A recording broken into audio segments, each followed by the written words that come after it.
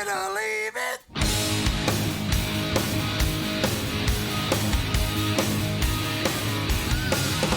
Going for broke, rock till you choke. It don't matter if you drink or smoke. Speak through the beat, get up on your feet. Sweating like a hound dog, white as a sheet. Don't you be scared, don't you be scared. Everybody terrified and don't sit down. What are you waiting for? What do you think you were created for? Hurry your seat, lying in the heat. Do the dusty boogie mama, stop your beat. Born to raise hell, born to raise hell. We know how to do it and we do it real well. Born to raise hell, born to raise hell. Going back to zero, take your pill and get well. Born to raise hell, born to raise hell. Be a good soldier and die where you fell.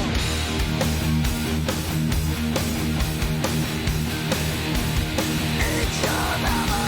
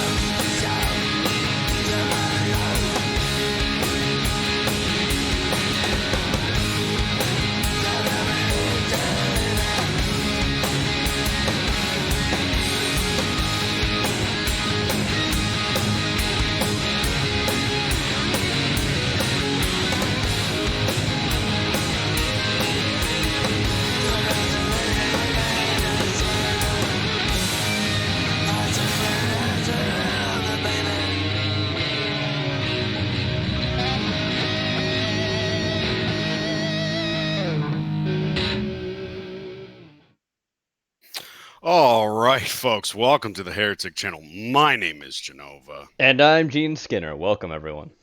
Gene, how you doing tonight? Doing fine, Jenova. Yourself? Oh, I'm doing all right. Just staring at this trash fire that I've got on my page right now. We got a lot to go through, Gene. Indeed, we do. We will be talking about Star Wars, everybody, but we're not going to jump right into that yet. No. But a couple other things to talk about. I will also be talking about I watched a fantastic movie today. Gene. Fantastic, huh? It was fantastic. I watched Black Christmas 2019 remake today. We'll be talking about that later. But first, Gene. Yep. Let's get into it. Get right into it. Oh, I liked how you cracked the tall boy there, just for that. You got that mundane wop on screen? I just have the fire going.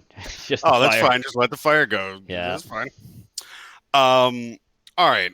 We are not a political channel, but I want to jump into this real quick. I'm just going to talk about this real quick. Go right ahead. Prominent Hollywood figures including Alyssa Milano, Deborah Messing, and Rob Reiner. I don't know who would consider them prominent Hollywood I don't figures. know either.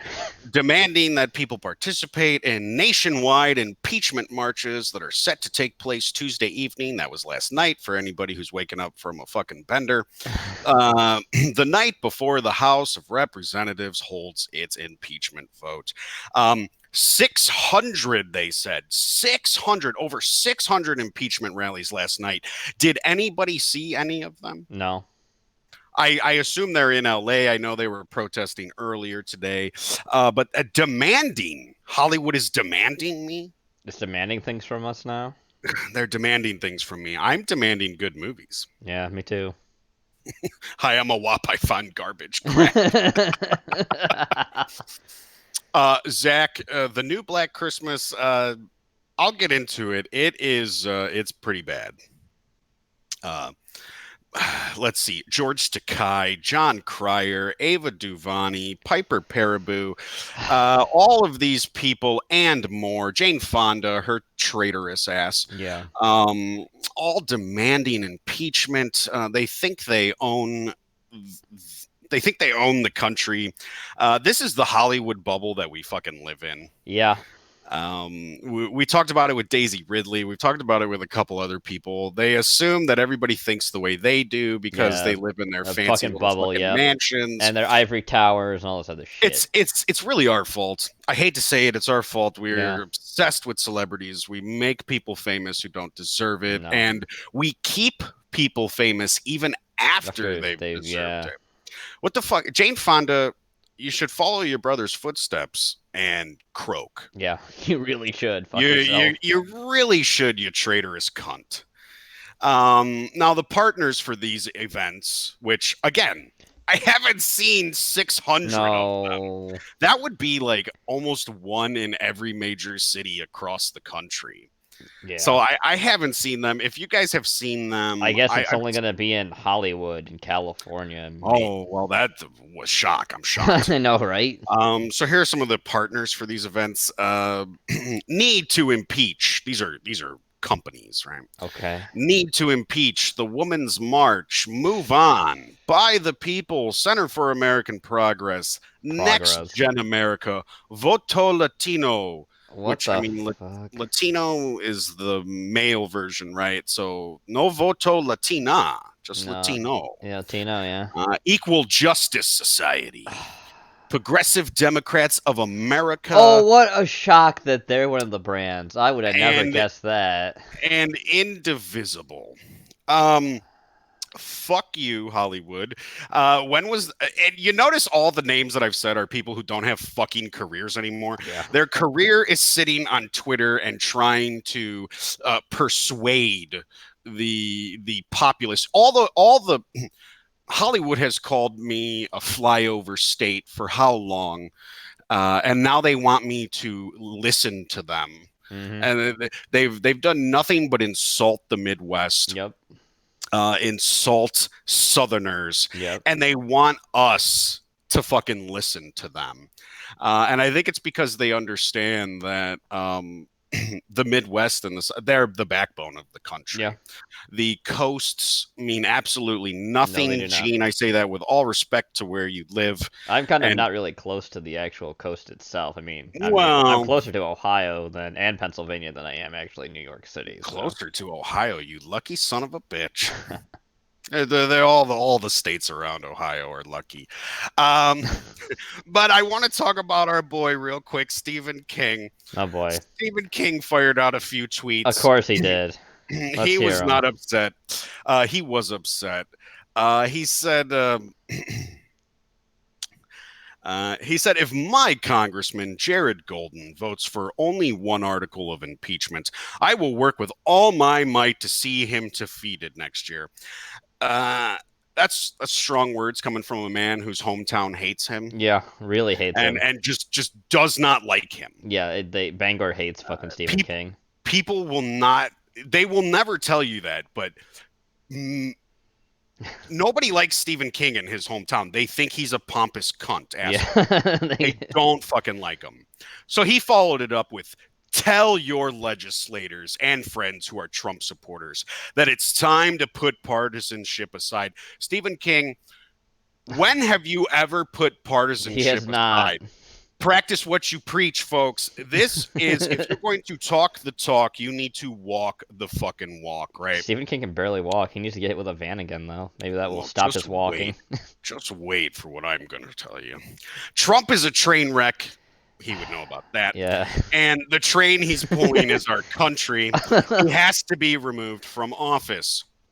And then this from his Hollywood bubble. Yeah. I think we all agree that Donald Trump is a vile, racist, and incompetent bag of guts and waters. Says a guy who can't write females. Yeah. How happy I would be to tell him. Says a guy who also fired. wrote a story where a bunch of black people fucking die. Yeah, well, that's his white guilt. I can't. At least Trump has likability, unlike Stephen King. That's right, Tatsuya. Yeah. I think we all agree. How happy I would be to tell him you're fired next November. Now he made that tweet. Didn't Trump fucking June. block him? I would block Stephen King. I think he did. I mean, Stephen King sucks, but I'll tell you, my favorite part about this article that I was reading, Gene, is the snapshot that I am now posting in the Discord. If anybody wants to see it, it said. I feel like this person listens to our show, Gene. It says, no one cares. You're not even the real Stephen King. He died in a car accident many years ago. It was a train accident, yes, but you are correct. Yeah. We've talked about that many a times. Mm-hmm. Now, Orange Man bad. What else is that? That's right, Andrea. Yeah. They can't get away. I know they're still arguing over there trying to get shit Can you done. imagine arguing for so many years about one fucking person? Imagine who angers you controls you. Yeah. He is living rent free in their heads. They are so mad. Yeah. A bunch of babies. However, let's move on from the government politics. We do talk politics as long as it has to pertain to Hollywood, but there are far worse things. Like Sorry, I'm just laughing at what Zach just said in the Discord. Delete that. I don't expose your alt. Oh, Zach, I would love if that really was an alt. All right, let's talk about some worse things. Mm. And we will get into Star Wars, folks. I know there are some people out there who really want to talk about Star Wars, which, I mean, that is a trash fire. Yeah. So very quick, some Marvel rumors that are coming out. Beta Ray Bill. Rock had brought up Beta Ray Bill. He wanted a Beta Ray Bill movie. So rumors have it, Beta Ray Bill will make his debut in Guardians of the Galaxy 3. Okay. He'll be in there for whatever reason. However, apparently we've already had a Corbinites Endgame, a Corbinites Easter egg in Endgame. Okay. So there's a flashback when Bad Nebula is talking about other people who are looking for the stones. And you go back and you see Thanos' army sort of fighting another, like on a planet, sort of taking over. That is Corbin. Okay. So it's all a bunch of Corbinites in there. And apparently it is in the script. And they actually did try to introduce Beta Ray Bill into Endgame, but there were already too many characters because Endgame is full of characters. Another thing real quick. They're still making Marvel movies. Oh Lord, when is it going to stop? Andrea, it's never going to stop. I mean, look at Star Wars. You think it's done after this? It's not. No. They're not going to stop. The only way they'll stop is you got to start voting with your wallet, you know? Mm-hmm. I understand. Go take your kids to see it, you know, shit like that. Or my name's Jeremy for Geeks and Gamers, and I'll go with another video. My own. Good old Jeremy. Also in Marvel world, there's something about Fantastic Four is coming. However, Sword has been confirmed. Okay. In WandaVision, which is a Disney Plus show about the Scarlet Witch. So SWORD is the Sentient World Observation and Yeah. Response Department. It's run by X-Men and mutants. Yep. So that has been confirmed. That seems to be how they're going to introduce mutants into the MCU, along with Storm and Doctor Doom being in Black Panther 2. Okay.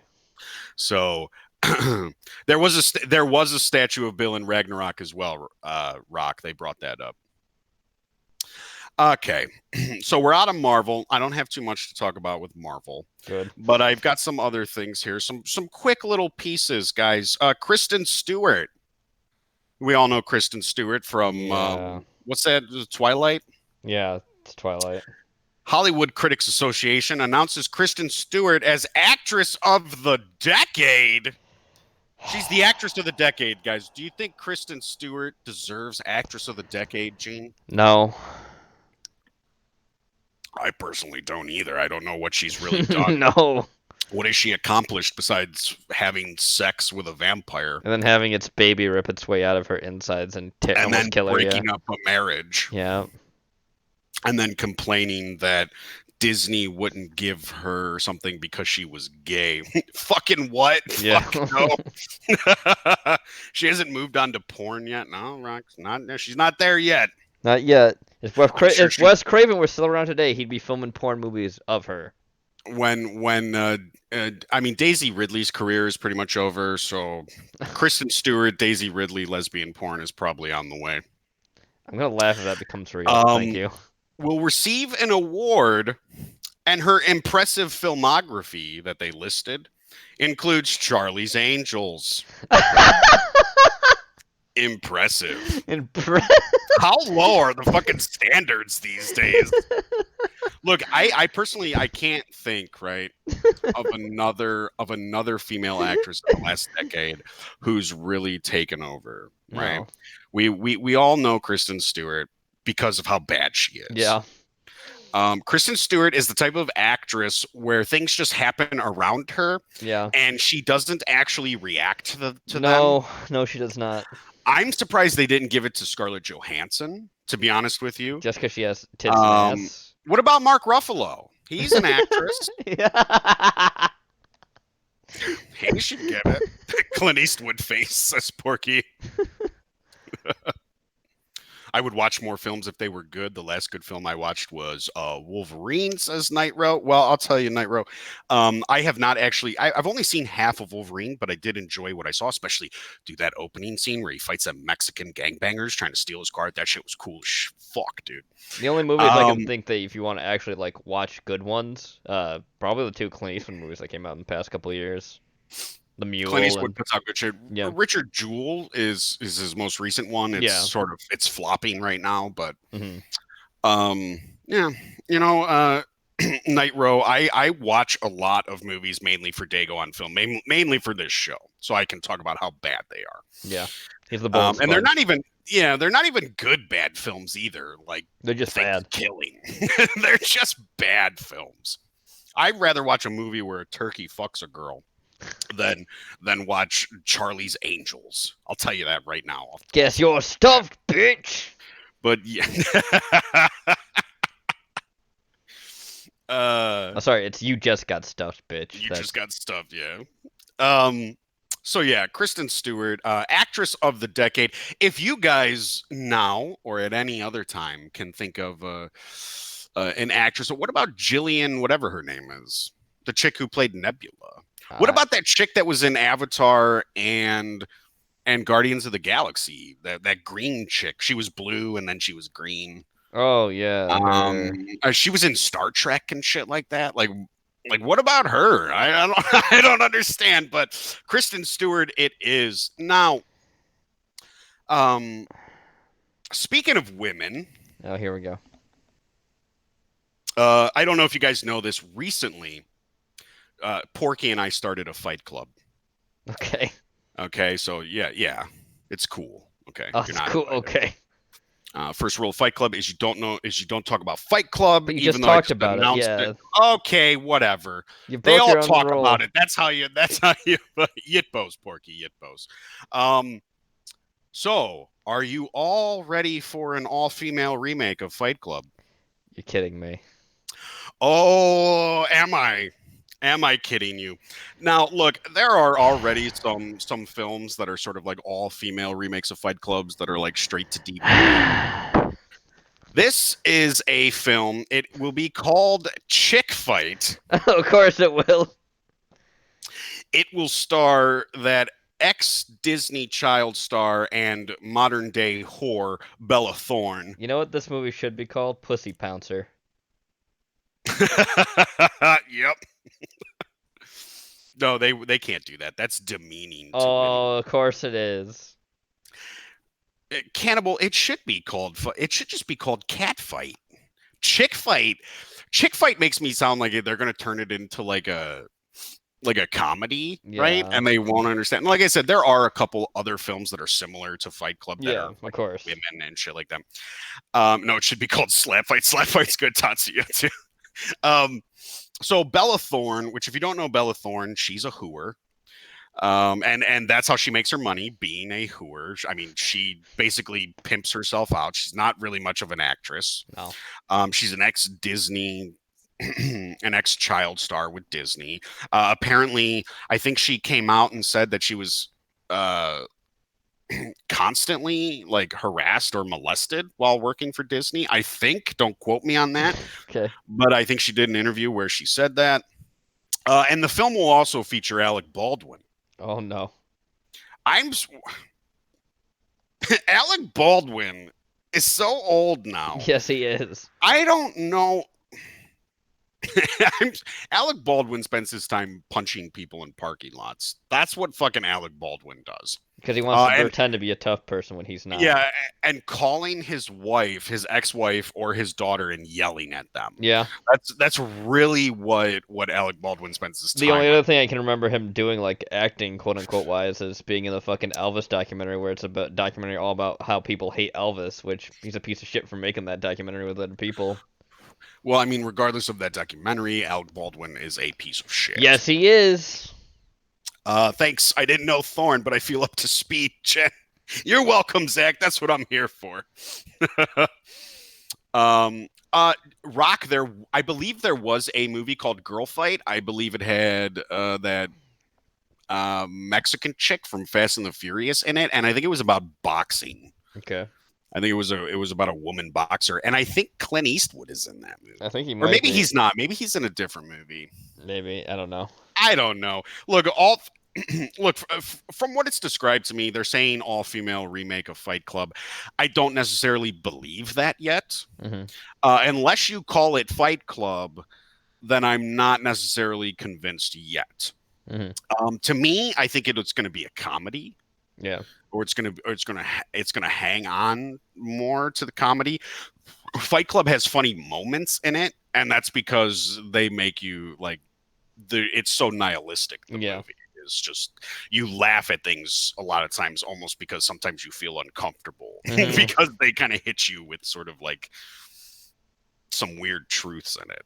Except for that part where he goes, "Ah, you hit me in the fucking ear." That's fucking comedy gold right there. I watched Fight Club recently, and I think I talked about it last time. You would think that movie would sort of get cringy or over time. It still holds up. It's a fantastic film. I wish Brad Pitt still did movies like that. No, he's too busy running MySpace. Brad Pitt runs MySpace? He owns MySpace, yeah. Brad Pitt owns Yes. MySpace? Yes, he does. What? Yeah. Holy shit, Brad Pitt. I don't know who the I fuck guess you need uses something. MySpace besides like indie bands and shit like that. You need something to do after your wife cuts her tits off. Angelina, imagine getting hooked up with that crazy Don't lady. want to talk about it. Don't want to think about it. Yes, thank you, Rock. That was $1 Million Baby. That had Swank. What's her name? Hillary Swank? Hillary Swank, yeah. Yes, Cindy said it too. I thought it was Justin Timberlake that owned MySpace, says Andrea. Gene, you better jump on that and figure that out. Maybe Justin Timberlake does. I don't remember. Gene, Gene. Remember that time where you got the fictional serial numbers on fictional robots wrong? Oh yeah, I remember that. And somebody was upset about that. I I can't remember I who. remember someone was upset about that at me. Yeah. They were like, "This guy doesn't know what he's." Oh no, fictional serial numbers. Yeah, that's like one serial Um. number. Let me see. Yeah, go ahead. You talk about that before I talk about Who Tarantino. owns? Yeah, he's a faggot, anyways. MySpace might be Justin Timberlake. MySpace We're gonna find out. owner just says, "Oh, does Justin Timberlake own MySpace?" That's the first question. Let's see. In July 2011, Specific Media Group and Justin Timberlake jointly purchased the company for approximately 35 million. Okay, so Justin Okay, Timberlake owns so it, it's Justin Timberlake. not Brad Pitt. How you got those two confused? Weren't they both in boy bands? Brad Pitt? I thought Brad Pitt was in a boy band. I don't. I mean, maybe he was in a boy band, but I don't think so. But let's keep going with the news. Gene, recently Tarantino had praised Rob Zombie's Halloween. I saw that. Yeah. Um, So he's canceled now forever. well, Tarantino's been canceled. Let's face it. Yeah. I mean, Once Upon a Time in Hollywood came out, and people were like, "Oh, good movie," and then, like every movie, after a couple weeks, nobody's talking about it Yep. anymore. But he had this to say during that interview because Tarantino almost wrote Halloween 5. Ooh. Or almost wrote Halloween 6 or something like that. So it says like Halloween 5, The Revenge of Michael Myers. Wait till you hear this motherfucker, by the way. Halloween 5, The Revenge of Michael Myers, 1989, ended with a mysterious man in black breaking the killer Michael Myers out of jail. This is Quentin Tarantino talking. Mhm. It would have been up to Tarantino to figure out who the man in black is and what he and Michael Myers do next. And Tarantino says, "Yeah, I was like, leave that scene in where the man in black shows up, all right, and freeze Michael Myers," Tarantino said. Yeah. Um, and so the only thing I had in mind, I still haven't figured out who that dude was like the first 20 minutes.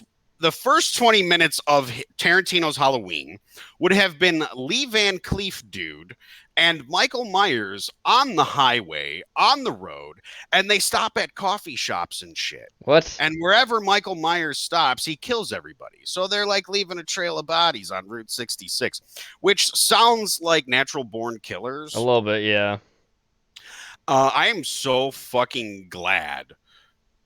I'm so fucking glad that Tarantino did not touch Halloween. As bad as that franchise is, that sounds like some hack shit, right? It sounds really Michael hackish. Myers and Lee Van Cleef stopping at, which I don't think it's Lee Van Cleef even that is the Man in Black. No, it's not. But I think he just uses that because Lee Van Cleef is called the Man in Black in a movie. But He is called the Man in Black in what fucking movie was that? Two Mules for Sister Sarah or something. I don't think so. He's known as the Man in Black. He's known as the Bad in The Good, Bad, the Ugly. But I think he's called the Colonel, and for a few dollars more. What movie is he known as the Man in Black? Oh, he is known as Ryan the Man in Black in fucking that movie Tarantino likes, which is Death Rides a Horse. Oh, okay. Well, there you go. But regardless, right? It's awful. All I can see in my head is Michael Myers and Man in Black guy sitting down at a coffee shop having coffee and just too long of dialogue as they explain things, and you have Michael Myers talking Yeah. and doing all this shit, and then he gets up and goes out to his car, grabs a mask, and starts killing everybody in the fucking diner. What the fuck is up with Tarantino and diners, by the way? He really likes them, I guess. I cannot stand Tarantino. Like, I think he's an overrated hack. Look, there are some movies I like, right? He wrote True Romance. That's a fantastic movie. Reservoir Dogs is okay. I like Reservoir Dogs. Dusk Till Dawn is fun, right? But I think that's Robert Rodriguez. Yeah. Or did he write it? They both. Robert directed it. Tarantino wrote it. But I mean, and I haven't seen Once Upon a Time in Hollywood, but he's so fucking overrated. Yeah, he And is. and everybody, oh, I want him to do Star Trek No, and I want him to make Kill Bill Volume 3. no. I do not like the Kill Bill movies. I think they're fucking gay. But I know a lot of people do enjoy him, and that's fine. I just think he's fucking shit. And Yeah. I'm glad he's never really made a horror movie, huh? No.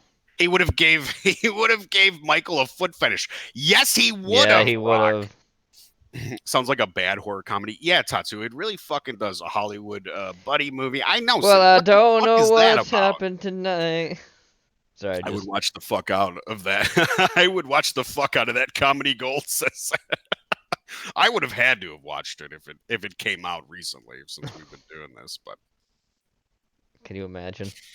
I like Jackie Brown too, Zach. I like the But, original. It's called Foxy Brown. Jackie Brown's pretty fun though. Another peep out of you and I'll fucking kill you. And she's like peep peep peep. He just fucking shoots her right there. That's good shit. Let's move on. Fuck Tarantino. Oh, just before I move on, I don't like Tarantino as a person. No, he's a horrible person. I think he's obnoxious. Yeah. He's obnoxious as he's always like really like it's not even like energetic, right? He's just like in every movie, like it's stop, relax, get him a fucking train set. Remember when he basically said when someone leaked us like a script of his online that he wasn't going to make the movie anymore, and that was Hateful Eight. Oh yeah, and that's the other thing. He pouts like a baby. Yes, he does. He's a big pouter. That guy. Why not jump the shark and make Michael Myers the reluctant buddy cop to a hard-boiled detective at that point? Right? He teams up with Loomis. I think I'm jumping on Zach's team now with all these ideas. I think I'd watch the fuck out of that. But as bad as Halloween 6 is... I mean, obviously we have to listen to the Pope here, right? Jenova, Pope B 2020. Pope Lonby. He has decreed it, so it shall be. So let's talk about Netflix. Okay, let's talk about Netflix. That's a good start. So Gene, we've talked about how Netflix they're $1 billion in debt. Yeah. More than that, by the way. They're billions of dollars in debt, and they've just spent billions of dollars. They got a new loan to spend billions of dollars to acquire new content, but they're still saying that Netflix could lose 4 million subscribers in 2020. Good. And they are just burning through fucking cash, dude. Mm-hmm. They're trying to do everything that they can. Now, somebody brought up a good point, and I think this pretty much hits home for me. And I don't want to speak for everybody like Hollywood does, but if you agree with me, I understand. If you don't, Hollywood or Netflix has this massive library. Yes. But it's really hard to find anything good. Yeah, because most of the stuff they make is shit. Right. It's a lot of fucking shit that you have to go through. Now, I remember like most people were watching Netflix for The Office. Yep. That's what people were watching it for. They were watching it for The Office. And they had shows like Orange is the New Black, which is really fucking bad. There's that crime show apparently on Netflix now that people have been talking about, like a Mindhunter. Yeah, Mindhunter, right? That's not true crime, but is there a different one? Maybe, I don't know. Mindhunter is good. Well, the first season is good. The second season kind of lackluster, but I like Mindhunter. It's David Fincher. I'm a big fan of David Fincher. There might be another one though too. I don't know. Someone was talking about it. They always have some sort of crime documentary on there that biased as fuck. Like they did that Making a Murderer documentary. That might be what they were talking about when someone like recommended that. I don't know why, because I don't think it's good. Making a Murderer was biased as fuck, right? You watch that movie and you go, this dude maybe got a raw deal, right?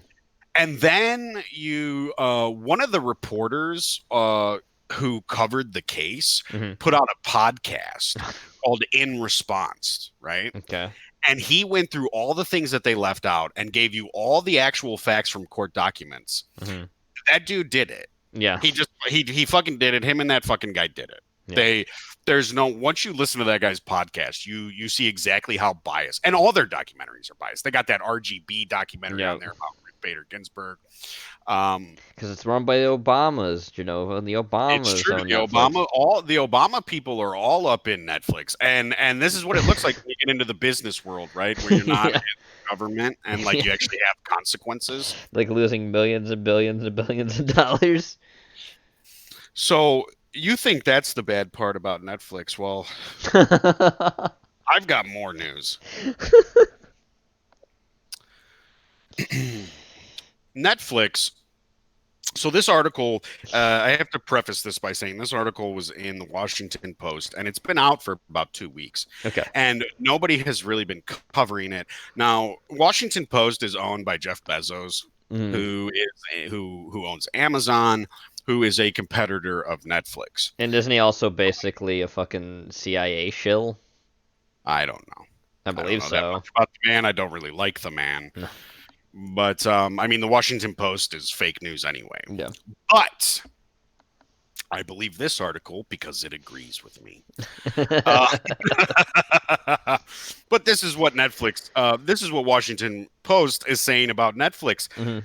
Netflix has sent 400 critics on expensive trips to private meetings with stars and filmmakers and stays at expensive hotels to encourage positive reviews and votes for awards. Oh, of A course. high number of journalists come from Midwest and Southern areas because Hollywood is starting to understand that, and this has always been true, Yeah. blue collar owns the box office. Yeah. If you do not get the Midwest and the Southern states, if you do not get blue collar workers to go see your movie is a flop. Yeah. So remember that, like, you have the fucking power, people. We've all got power to the fucking people. We've all got the fucking power. It's like Joe Bob's own show he does, where it's literally how rednecks saved Hollywood, because obviously they did, because that's the working class. Working class people saved Hollywood. Working class owns the box office. They're the ones who pay for the tickets. Yep. They're the ones who go on the busy weekend with their kids to go out to do something. And the truth is, the Midwest and the South, they've stopped doing that. Yes, they They've have. stopped going out to the movies because everything is a fucking lecture from Hollywood. Yep. We will be talking about a lecture later on Yes, we will. because I fucking watched it. So this is and we had Disney. We talked about Disney buying shill Yep. reviews, right? There was an article a couple months ago where basically a guy on Sci-Fi admitted that he's paid for good reviews Of course. and said it doesn't change anything. And this is sort of Susan Rice is on the board. That's right, Porky. This is a trend that is popping up that we all knew was happening. Yeah. When you're calling these movie critics and these journalists, I mean, I don't, that word is Journalist in when you're quotations. when we're calling them shills and fucking hacks, and you look to Rotten Tomatoes and you see the massive gap between critic scores and Viewer audience scores. Yep. scores, and you're thinking, like, how the fuck, like, you clearly, like, you were given something or Mhm. treated to something or paid to like this movie because Yep. and we all thought it, and now slowly but surely It's it's coming coming to out that fruition. it's Yep. fucking true. It's true the whole fucking way over. Yes, it is. These fucking people, they can't admit that they're unoriginal now. Yeah. They've ran out of ideas. Yes, they have. They can't admit that pushing the agendas, pushing that woke shit the woke agenda doesn't exist. You're fucking right, it does, and it's a fail. Yes. It's a failure. It doesn't make your fucking movie. No, it does not. Think anybody believes? Well, I'm sure there are some fucking idiots out there Yeah. that believe Captain Marvel legitimately made $1 billion. I don't believe it. No. Disney animation has gone downhill. Yes, it It's has. no longer the Aladdin and the Lion King and stuff like that I grew up on when I was a fucking kid with good songs. Now it's a remake of those, and they consider those animation. That's animation of them. What? That's animation now. Oh, dude, like Lion King is like in the running for like best animated picture. But it's not animated. It's live action bullshit. It's like live action with CGI, so that is considered animated. I guess because Emma Watson danced around with a CGI beast, that makes it animated No, it now. does not. Whatever. I guess Avatar is an animated movie too. I bet James Animated Cameron's real happy about that. animated movies, 90% of them are for children, by the way. Yeah, like So when you have like Avatar. Avatar was for children. when you have grown men who are like 45 years old going by themselves to Frozen 2 because they were a fan of the first one. There's real fucking problems out there, man. Real problems. It's not like, Coming hey, at you with another video. yeah, that's him. That's him. You, I can't. Do you know how embarrassing and awkward it would be for a grown man by himself to walk into Frozen 2, sit down surrounded by all these children and their parents, and sit there with his fucking bag of popcorn and stuff his face while he watches a mediocre sequel, which Can you- all the critics agree it's a mediocre sequel. I So can- they're not paying their critics enough. I just imagine him now fucking sitting down like the live action remakes by himself as well. Whole I imagine yes. Yeah. Because we only have to worry about it when it comes to Star Wars, right? Everything else we can shill our money out to the fucking box office, even though Disney is fucking terrible, right? Yes, it is. Gray, hold on. Is that what Matt Jarbo did? What did he do? Gray, did Matt Jarbo go see Frozen 2 by himself? Did Monday Matt do that? Are you kidding? I thought it was bad enough when Jeremy. when Jeremy did it. That's ridiculous. That's true. Could be worse. Could be going to Rise of the Skywalker solo. That's true. Oh. Tom. Yeah, that's true. Maybe, says Gray. This is Philip Douchefago, and let's just jump into this gay Frozen review. Hey, you beautiful bastards! Fucking hate fucking Franco. I don't know if Jeremy Johns saw it. I saw a small clip from, and I'm not a fan of Jeremy Johns, but I saw a small clip of his review of Star Wars, which we are about to jump into in a second here. And he looks so defeated. He just went, it's not a good movie, folks. It's not good. So Oh, we hit the red for a second there. We're back. Don't worry. We're back. All right. May have shuddered. His wife wouldn't let him bring her daughter, says Eric. I just look. You can't just look. Okay, we might as well. I'm going to bring up Star Wars, and then we're going to jump into the couple of things I have here. But you can't sit there and complain about Disney Star Wars When you pay money and for it. then turn around and then give Disney money for other products. Yeah. You can't. To me, now people will say, well, this is a good movie and I like this. You are 45 years old. That movie is made for 7-year-old little girls. What are you doing? I can't. You know, there are some people out there, Jenova, that would say that you're the bottom of the barrel. Yes, that I'm one. That you're totally not attacking them, but I do it for your fans. Sure, he does it. Look, if your fan base wants to see a review of Frozen 2, Tell them to fucking wait. So.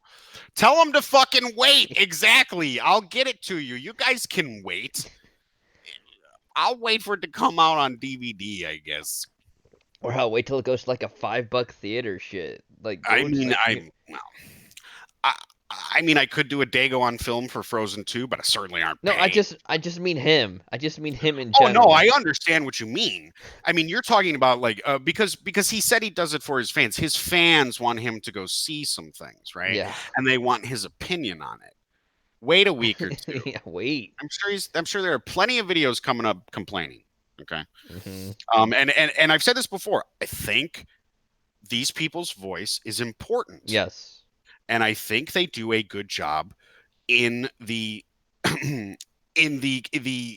genre, the movie fan base, whatever you want to call it, that they speak for. Yeah. And all the power to them. But My problem is you are 45 years old, which I don't know if he really is, but you are a grown man nearing a midlife crisis, and you are going to see movies for 7-year-old girls and then saying, yeah, I love the first one. I thought, when did you see the first one?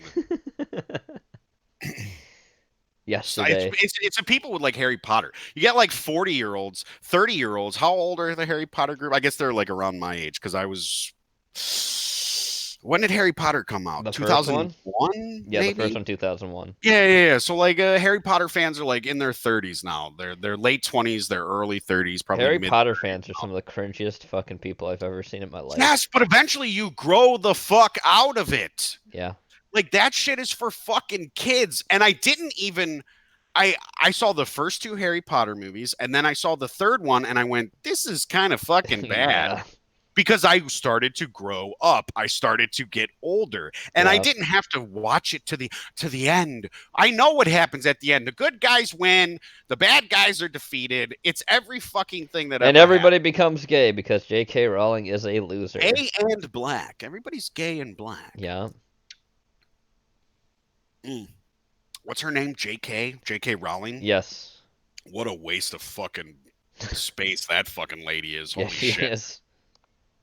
And with those rumors that have gone around where she's like she didn't even write it, Yep. like that it was written by like a corporate like studio that wrote it. They just put her face on it to sell it. Yep. And the fact that it rips off the original Troll movie, by the way, as well.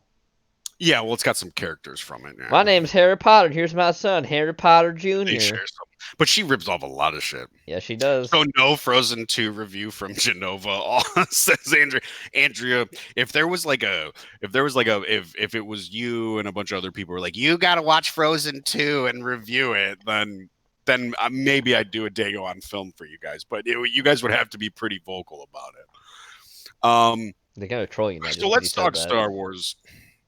Let's finally talk the shit show that is fucking Star Wars. Let's go. I'm ready. Holy shit. Yeah. So the embargo has been lifted, and the journalists, the critics, they fucking hate it. Yep. Rise of Skywalker. Last time I checked, so I've said this before. I watch like 6 or 7 different like movie news people, Yes. right? And I watch multiple videos on the same thing and stuff. And a lot of people had different things. So and then I go and I do check these things out by themselves, right? We can arrange that, do a Frozen 2 review. We want a Frozen 2 review. So that's 3. That's 3 of you guys. I told Frozen you they would troll review. you. You didn't Maybe believe me. Frozen 2 review. I was just about to. All right, I'll do a Frozen 2 review. It doesn't take a lot. It doesn't. You don't have to twist my arm. Look, I'm a big fan of the original. I've never seen the original. I'll find time to do a Frozen 2 review for you guys. You can do it after Christmas. Yeah, I'll find time because hopefully next Wednesday I'll be able to do a Rise of Skywalker. Yeah. And here's the thing with Rise of Skywalker, Frozen 2 review or riots.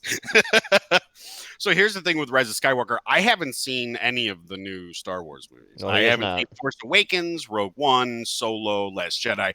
I haven't seen any of them. So I'll be going into this movie just with no clue as to the story besides what I know about like outside people that I've watched. Yeah. So Rise of Skywalker. Like I said, I don't like, I'm not a journalist. I don't get these scoops on my own. I don't have a secret source or anything like that. Secret sauce, marinara. I get, well, my marinara strong.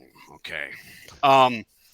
So, and I'm sure you guys subscribe to a lot of the people that I get my Clownfish, Geeks and Gamers, John Talks, Nerdtronic, I think his name is, and a couple of other people. So I went to go check. I was like, is this true? So I went to Rotten Tomatoes. The critic score at the time I checked this was 56%. and it is rotten. It is rotten at a 56% with 119 views. Now that could have increased. We do not have an audience score yet because the movie is coming out. Does anybody know when the movie comes out? Is it come out tomorrow or does it come out Friday? Let me. I don't I think know. it comes out tomorrow. Actually, let me see. The last guinea. The marinara is strong in this one. I am the wops. I am all the The Force wops. is Italian. It's 59% now. Oh, yeah, It comes out tomorrow. Okay. Oh, see, what is Disney's like obsession with ruining holidays, right? I know, right? So critics have, these are some keywords. I'm not going to tell you what all the critics is like the last time I did this, right? So these are just keywords that stuck out to me in some of the critics' reviews, right? Mm-hmm. A wop lord. I am a wop lord. The marinara is strong. Emperor Pastatine. Of course. I can't use that because it was used for fucking Vox Day or something. I just stumbled upon it and they were calling him Emperor Pastatine. And I was like, God damn, I wish we had thought of that one. Mm-hmm. So these are some key words. Let the Parmesan flow through you. So critics are saying breadsticks that are like lightsaber. Oh. Next thing you'll tell me you have an astral erection about it. Oh no. Oh guys, if you were not here for the astral erection stream last night, oh boy, you guys missed out. You guys can go back and listen to it. Okay, we're talking Star Wars. I know. So these are the keywords. Okay. Boring. Knew that one was coming. Unimaginative. Knew that one was coming. Comes off like fan fiction. Oh, like most of J.J. Abrams' work, yeah. Focuses on nostalgia. Again, yeah. Seemed to have no roadmap. Ken. Needless ending. Needless, just didn't need it, right? No. But and I will focus on this last because I think a lot of this leads to Rian Johnson. Mm-hmm. And not necessarily because he made The Last Jedi. Mm-hmm. I think it leads to Rian Johnson. I think the shills are turning their backs on Disney, and they are taking Rian Johnson's side because of some comments he made recently. Okay. Now Disney, they had leave the lightsaber, take the cannoli, ravioli, bring us the review loli. Lucas Skywalker. Oh, God. Keywords, Doomcock was right. That is right, Beast Hunter.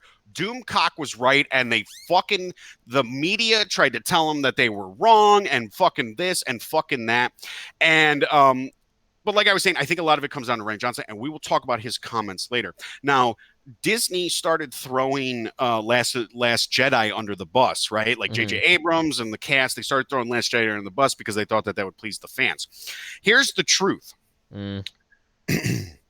The critics, regardless of what they thought if the leaks were true or not, these people who are saying this movie is bad, they like those leaks. They think that shit's good. Okay. The fans are the ones who said that they did not like those leaks. Those leaks came out, and everybody who is a Star Wars somebody hated those leaks, right? And I'm not talking about phony ass Star Wars fans and Collider. Yeah. I am talking about geeks and gamers, and I'm talking about Ethan Van Sciver and the High Council and John Talks and people like that. Mm-hmm. The leaks, the fans do not want it, but now critics are trying to say that the movie is bad because this is fan service and this is what the fans wanted. Oh, yeah, and you right. gave the fans what they wanted, yeah, right. and it made a terrible movie. Okay. No. And because of this, Kathleen Kennedy, who she is your next president of Disney. Mm-hmm. I mean, I don't know if that's true, but it's gonna be. I really hope so. I really hope she gets. I really hope. I hope it happens. Burn it all down. So Kathleen Kennedy has come out and she said that now Lucasfilm will be moving away from the trilogy format, right? Yeah. Okay. Wrong. Bob Iger said no. Bob Iger said, "I don't know if that. I don't think that's going to happen. We're probably not going to do that." Now that doesn't mean that they're going to release these things like in order. Like you're not going to get one a year because Bob Iger believes that like Star Wars fatigue is the fucking problem. Yeah, of which course, it's not. bullshit. Star Wars fans just want you to give them a movie that is Star Wars. Fire J.J. Abrams. Fire Kathleen Kennedy. Ryan Johnson needs to stop making Star Wars movies. Everybody involved, every part of that cast is wrong. They are bad for it. Daisy Ridley cannot fucking act. She has no career after this. John Boyega is going back to England to make movies about druggies in the yard, probably. Fucking Oscar Isaacs is the only one who has a fucking career after this. Because he had a career before this, right? And he's a pretty good actor. So you will be getting more Star Wars movies, and you will be getting trilogies. Don't let them fucking fool you. They are just trying to say whatever the fuck they can, right? So one of the biggest things about the Rise of Skywalker premiere is that they now nobody knows if he was banned or if he just said fuck you, I'm not coming. But George Lucas is nowhere near, he is not anywhere on the special attendance sheet. He is not under special guest, he is not under filmmaker. He is not under any of those titles. He is not there, and he was not there. And they are saying that George Lucas was fucking pissed, right?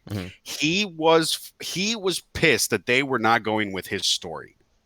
He said Palpatine has always been dead. Palpatine has been dead. There's no reason to bring him back. They brought it back because J.J. Abrams is a hack. I mean, I know that. The only thing he knows, he goes, oh, how do I save this? I can't. We gave it to this fucking little girl who turned it into just terrible shit, and now he's making whodunits that are terrible.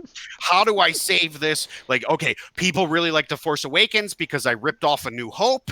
Let me guess, so I'll rip off. Right, so I'll rip off. What do people like Palpatine? Right, Rise of the Jedi. That's what a rip off. So that's what you get. I know Ethan Van Sciver will probably be upset to learn. Sorry, Return of the Jedi. I said Rise of the Jedi, but you know. Yeah, I know what you mean. Ethan Van Sciver will be probably sad to learn that Rose Tico is barely in this movie. Oh no. I know he loves his Rose Tico. Now you guys were wondering, Brie Larson, is there a cameo of Brie Larson in this movie? There is not. I mean, I'm sad about it. Really. I wanted a Brie Larson cameo because it would have given me so much hope for the next couple movies. I love when they make mistakes, and you never interrupt your enemy when they're making a mistake. Never. You just do you, and I'll laugh at it, right? Exactly. So, so she is not in this movie. However, the Jedi that they want her to play, I guess, shows up for a brief cameo when the Force ghosts are talking to Rey. What? At some point. What's her name? Ahsoka? Ahsoka? Yeah, like that is her name. Uh-huh. Well, at some point, Rey needs some inspiration, and she's losing to the corpse puppet that is Palpatine. Oh, so that image you showed was basically what she's gonna be like if they make her. Somebody photoshopped it. Yeah, I was watching a Doomcock video and it popped up, and I was like, oh, I need to snap that and put it up there. Oh, it's probably gonna be that bad too. Oh. Tell us about the space horses, Jenova. Huck, I talked about Beta Ray Bill. I talked about Beta Ray Bill earlier, Huck. I'm glad you're here, Huck. Welcome. So yeah, it's looking fucking terrible. Overlord, Doomcock was fucking right. Yep. Whoever Doomcock had, he was fucking right. And the same leaks that Disney shills, angry blue check marks said weren't fucking true. And that's what it fucking comes down to. Now, this brings me to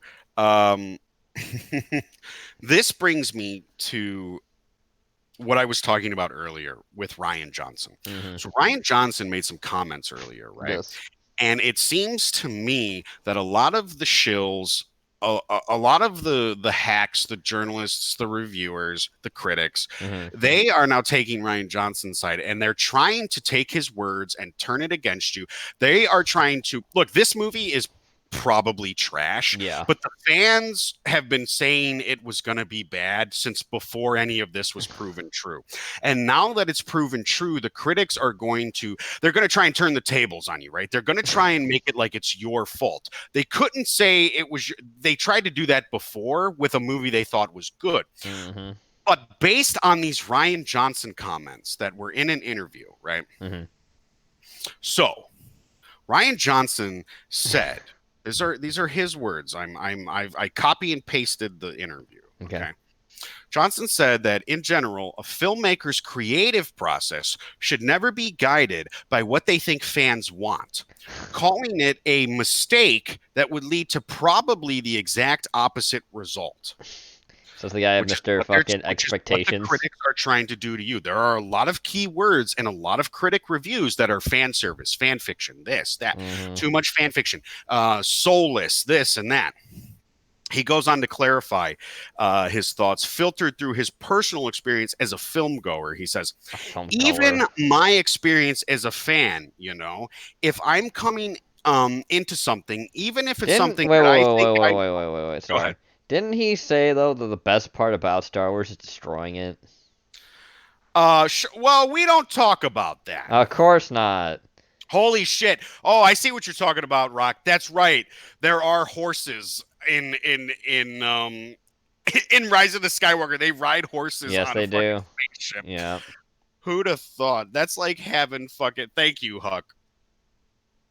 Uh thank you for reminding me, Huck. Again, good to see you out here. So let me continue here. Even my experience as a fan, if I'm coming into something, even if it's something that I think I want, if I see it exactly what I think I want on the screen, it's like, oh, okay, it might make me smile and make me feel neutral about the thing, and I won't really think about it afterwards. But that's not really going to satisfy me. I want to be shocked. I want to be surprised. I want to be thrown off guard. I want to have things recontextualized. I want to be challenged as a fan when I sit down in the theater. What I'm aiming for every time I sit down in a theater is to have the experience with Empire Strikes Back. A film, by the way, that he said was ill received when it came out. It was not. Something that's emotionally resonant and feels like it connects up and makes sense and really gets to the heart of what this thing is, and in a way that I could never have seen coming. Um, so that's basically him saying that when I subvert your expectations, that's what you want, right? You want the Mhm. Last Jedi. You want me to subvert your expectations, and you don't know what you want until I give it to you. It basically goes along with J.J. Abrams saying, "Stop complaining and just like it because it's Star Wars." Mhm. Um, now, if you take those words that Ryan Johnson said and you look at what the critics have been saying about the movie, they are backing Ryan Johnson. They are going to now start this campaign where they're going to tell you that you got what you wanted. They are going to tell the fans that this is what you wanted. Mhm. This is the movie, even though since its inception, since people have been talking about it, people have been saying this is not what they want. And the fans, and there's evidence, there's video evidence of people talking about how they don't want it. Look at any comment section, look at any video of the people you fucking follow. It's all about how the leaks, if the leaks were true, and they are, Mhm. that these people did not they did not give you what you wanted. The fans did not want this. No. They catered to a small minority of blue check marks, and the blue check marks are going to tell you they didn't like it because it's for the fans. Of It's course. they're trying to flip the fucking tables on you, and you don't want them to fucking do that to you. Mhm. You can't let those people, No. you can't let them get them. Now, there's a same-sex kiss in this movie. Porky, I don't know if you heard differently than I did, but it ain't Finn and Lando. I heard it's a lesbian kiss. It Hmm. happens during a celebration, and it happens between a lesbian couple who are just minor characters. As much as I would love for it to be Finn and Lando, which would just make me giddy, it's not. However, Raylo is apparently now canon because She um, kisses him, or he brings her he back to kisses life. her to bring her back to life Like you saw and in Pokemon sacrifices chat. Think himself. about that. Remember that Pokemon movie where fucking Ash or Pikachu starts crying, all the Pokemon start crying to bring somebody back to life? That's in your Star Wars now. Yeah, that's basically what it is, Huck. It's basically two extras in a background. Porky says Finn and Lando. No, Porky. They're catering to the toxic fan base of Trump's board. Yeah, Erica. I almost guarantee that that is in a fucking review somewhere. Um, no, my Finn and Ray ship is sinking. Krylo, Ray, Leia, and Twi'leks, says Zach with hearts. Um, guys, again, I'll give you a Dago on film on Wednesday for the whole fucking thing. Look, these people poisoned the well. Mm, Make them drink the water. you You know really what I should, mean? yeah. Make them drink the fucking water. They poisoned the goddamn well. Don't let them sit there and tell you that is. Look, I'm not a Star Wars fan. I hope they ruin the whole fucking thing. I Hmm. hope they do because it's fuck. But I feel bad for Star Wars fans. You guys deserve better. You guys deserve better than JJ. Yeah. And you guys can blame George Lucas for this too, because George Lucas is the one who sold y'all out. He's the one who what he get like 6, 7, 8 billion Hmm. or 4 billion or something. He got billions of dollars, and Disney lied to him. Yep, And they did. I think even if Disney told him the truth, if he knew, I think he'd take the fucking Yeah, money. he would. He's greedy. I don't think that he would necessarily. I don't think. Is he a better filmmaker and storyteller? Yes, I Hmm. agree with that 100%. Rock has brought that up. Yeah.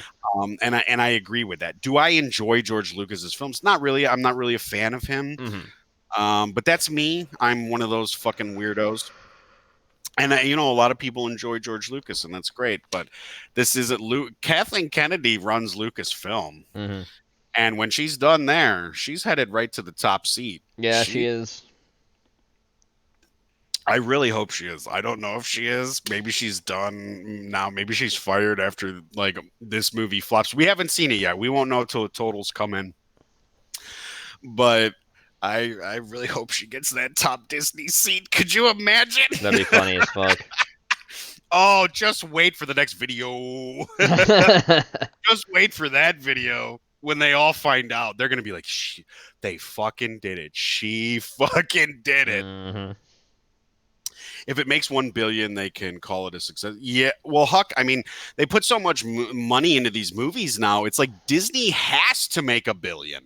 They have to make 1 billion, or they're not making any money because of how high the budgets are for these fucking movies. And then you go by the rules of like a movie has to make double to triple its budget just to break even. And then that's not even including because they don't include PR budgets anymore in those. Like when you go to IMDb and you look at that budget, that does not include PR, because a movie could cost like 40 million to make in budget terms, but they could spend 150 million on PR, and that is not included in that. Nope. So this Disney has really put themselves between a rock and a hard place, right? Because they have to make billions, and whether that means going out and buying tickets for it themselves, and just funneling that money back in, which there are stories about them doing that, especially for Captain Marvel. So Ethan Van Sciver said, "Look, it's not Uncle Walt's company anymore. No, it is Disney not. is shady and greedy and dirty Yeah. and grimy, and they are a real fucking problem in the industry. And now that they've bought Fox, I think they said they own something like 46, 48% of entertainment now, Hmm. and it's just gonna fucking grow. And it's hard, it's good to see a movie like, even though I didn't enjoy the film myself, it's still good to see a movie like Joker go out and do a billion, because I mean, even before that, Aquaman made a billion. Mm-hmm. So it's good to see another company that can almost sort of compete, when it, like Warner Brothers can almost sort of compete. But Disney, I mean, Disney is just, I mean, look at what they did with Marvel, man. Like Mm-hmm.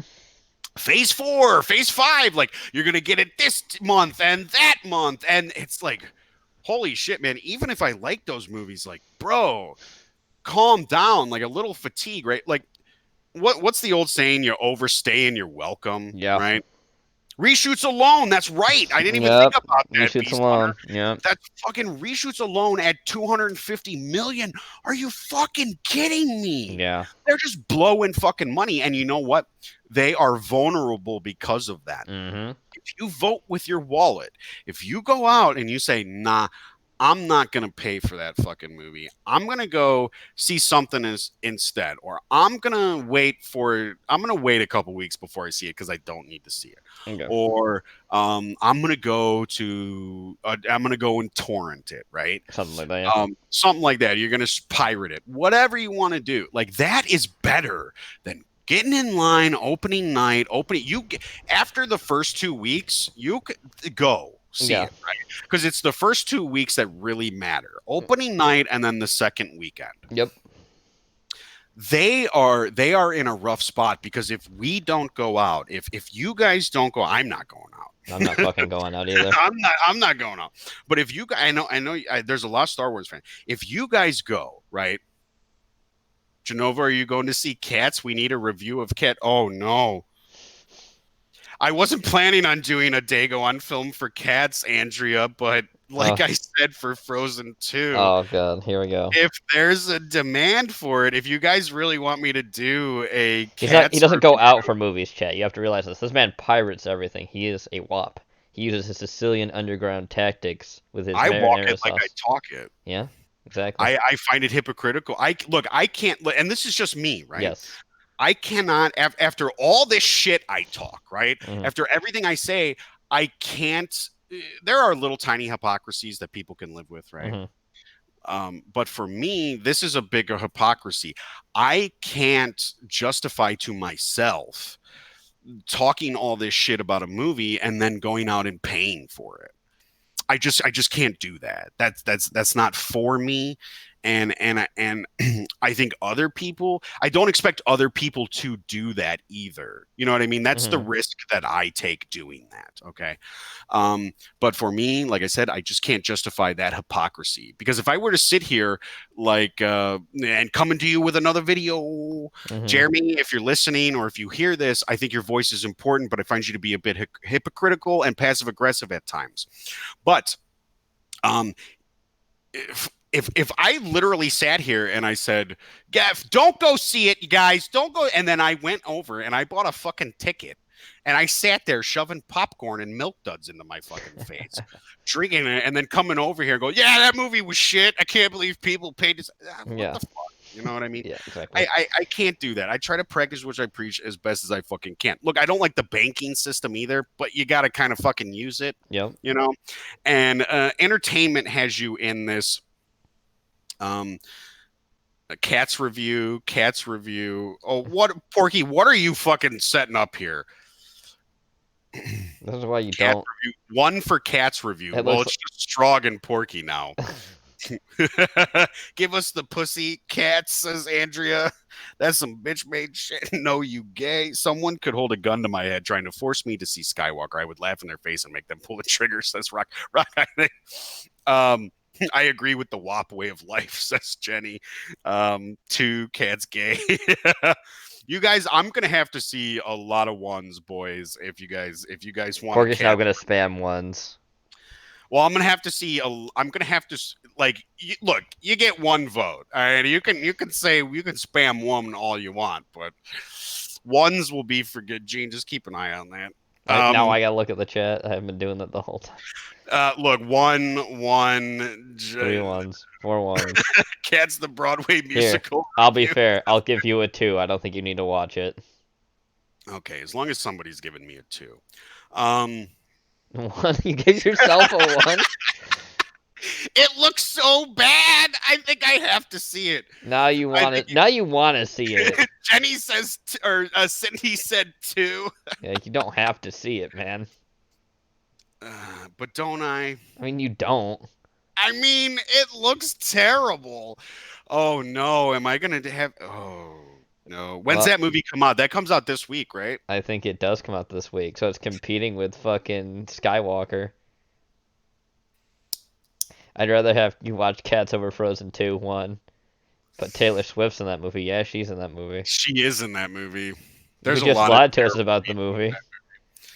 Friday, it comes out Friday. Okay. No, Jen, now you are the demons. You could just, I could just lie to you about the movie, Eric, but I want you guys to understand when you get a Dago on film, like I have sat down, I've watched the movie, I've given it a fair shot.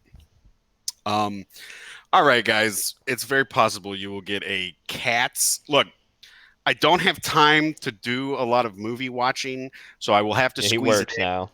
Will you get a look? I'll do it like this, all right? Rise of Skywalker, most important review. Yes. Then I will try to fit a Cats in, okay? And then I will try to give you a Frozen 2, okay? And they'll have to be on Wednesdays. Yeah, it'll have to be on these days. Maybe Fridays you'll get Maybe. one too. But they will come. Don't forget to put the Trolls sequel on the list. Oh no. No. Cats over Rise of Skywalker. Wonder Woman 1984 review. Oh, okay, guys. All right. I will try if I will try to get as many Dago on film reviews as I can. This is Jenova coming from you with Geeks and Gamers. This is Jenova coming to you with another video, and today we're talking about Cats the musical. It looks amazing.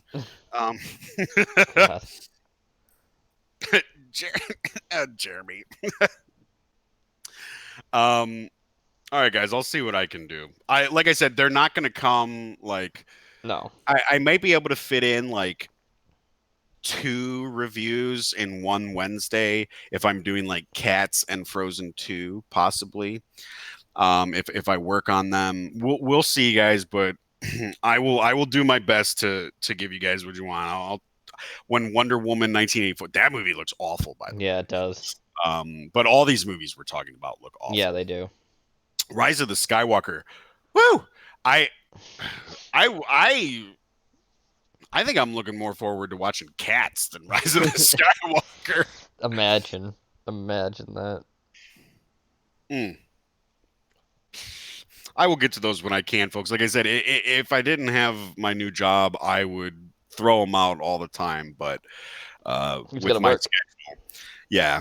So I'm a working man, but I'm also working for you guys now. So, well, I'm not really working for you guys. No, don't I say just that. mean in like a, I don't know. I mean in like a spiritual way, I guess. Like I'm doing it for you guys. I'm the bullet sponge. For you, the people. Give it back to you, the people. Cats/fiction now. Oh no. Anyway. Hey, this is Jenova coming at you with another review for Mooks and Greases. Mooks and Greasers. Oh boy. They said Cheetah in Wonder Woman looks as bad as Cats. Oh, I imagine that would be true struck because first of all, Kristen Wiig, how does that chick get any roles? I don't understand. Me either. After Ghostbusters, how do any of those women I get don't any know. movie roles? I guess you fail up when you got a vagina. Speaking of vaginas, All right, Gene, it's time. speaking of Dago on film, everybody. Here we go. You're good. You're good. You can go. Talk all about it. Dago on film. Now I know you have the trailer loaded up. Do you want to try and watch the trailer? Sure. We'll try to watch on the trailer. Go ahead and click on it. Just so people know All right, how bad this is. You'll see shit that will be in this movie without seeing the movie. Zach. Kristen Wiig is Cheetah. All right, so if we get effed, of course you guys will let us know. We're gonna try and watch this trailer. So Oh, is this one of those trailers before trailers? My privilege to teach you this semester. Enjoy your winter breaks and Merry Christmas. What's up, ladies? Excited for tonight? It is our last day of our last fall semester of college ever. Jingle bell, jingle bell, jingle bell, jingle bells ring. Look, it's a movie for everybody. Can you take a photo of all of us? Of course. Where's Helena? Dying. Oh no. Sodas earlier, but she looked really good. Jeez. We shouldn't have let her go back by herself. We should have never let her do Come on, that. live a little. Live a little. That guy's just walking. He's just going to his fucking house. Oh, there's the cultist. Yeah. No, wait. That was your own fault. Helena hasn't gotten home yet. If I were missing, I'd want you to unleash the blood. Oh, I hate that bitch. The producer of Get Out and Halloween, huh? Yeah. Still creating problems, huh, right? How many movies do producers have, right? Like, Hello?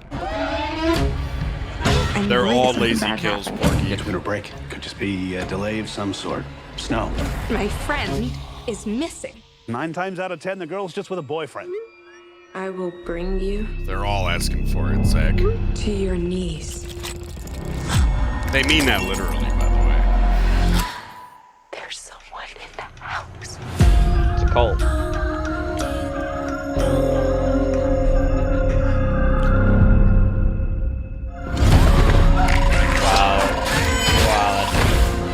Wow, that was bad. Yeah, that's right. What the? This can't be Straight sucking. Christmas is here, bringing good cheer to young and old. Did you see the way she was School dressed? has 200 Zach, years it of doesn't history. just look all. It is all. Those Many characters- sacrifices have been made to keep our traditions What? alive. Those look You're like all caricatures of insane. Jews in my heart. Possible. I'm tired of hiding. I'm tired of running. Stand down. Doesn't even the trailer overstays its welcome. Look, you guys have literally seen the whole movie in order. Oh wow. I'm not even kidding you. You have just seen that whole movie in order. All right. So I watched a fantastic film. It's Fantastic. called Black Christmas from 2019. And even though you've just seen, I'll give you a little quick synopsis. A group of female students are stalked by a stranger during their Christmas break.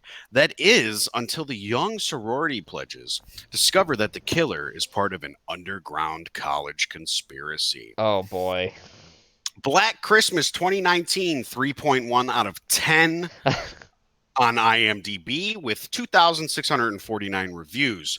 Over on Rotten Tomato, critic score out of 75 reviews has it at a 40%, and the audience score is at a 60% with, get this, 666 reviews. 666.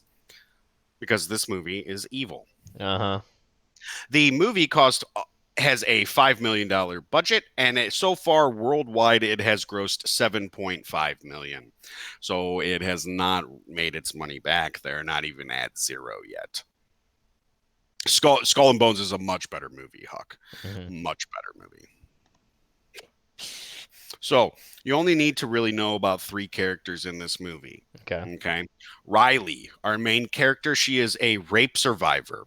They refer to her rape as a rape on campus, which is a reference to the 2014 Rolling Stones article about the stripper or whatever her name was that was raped by frat boys, which turned out to be a fucking lie. Yep. It was a hoax, like the majority of these college campus rapes are. Yep. And I say that, fuck Rolling Stones, shut up and write about music. You don't Yeah. even really know that. Now, I can't remember the quote unquote journalist that wrote the article. I think her name is Sabrina something. Uh-huh. I haven't seen her. I hope she's a fucking I hope she's digging food out of a fucking trash can in a back alley somewhere. That's where she fucking deserves to be. She tried to ruin these kids' fucking life Yeah, she because did. we have to believe all women. Believe all women. Now, when I first talked about this movie last week, one of the things that stuck with me was the preachiest movie to ever preach, which was in a review from a critic. Yep. And he was not wrong. Oh boy. This is the preachiest movie to ever preach. Now, the two other characters you need. Oh, first of all, directed by Sophia Takal and written by Sophia Takal and April Wolf. We watched an interview with April Yes, Wolf. we did. She talked about marginalized peoples.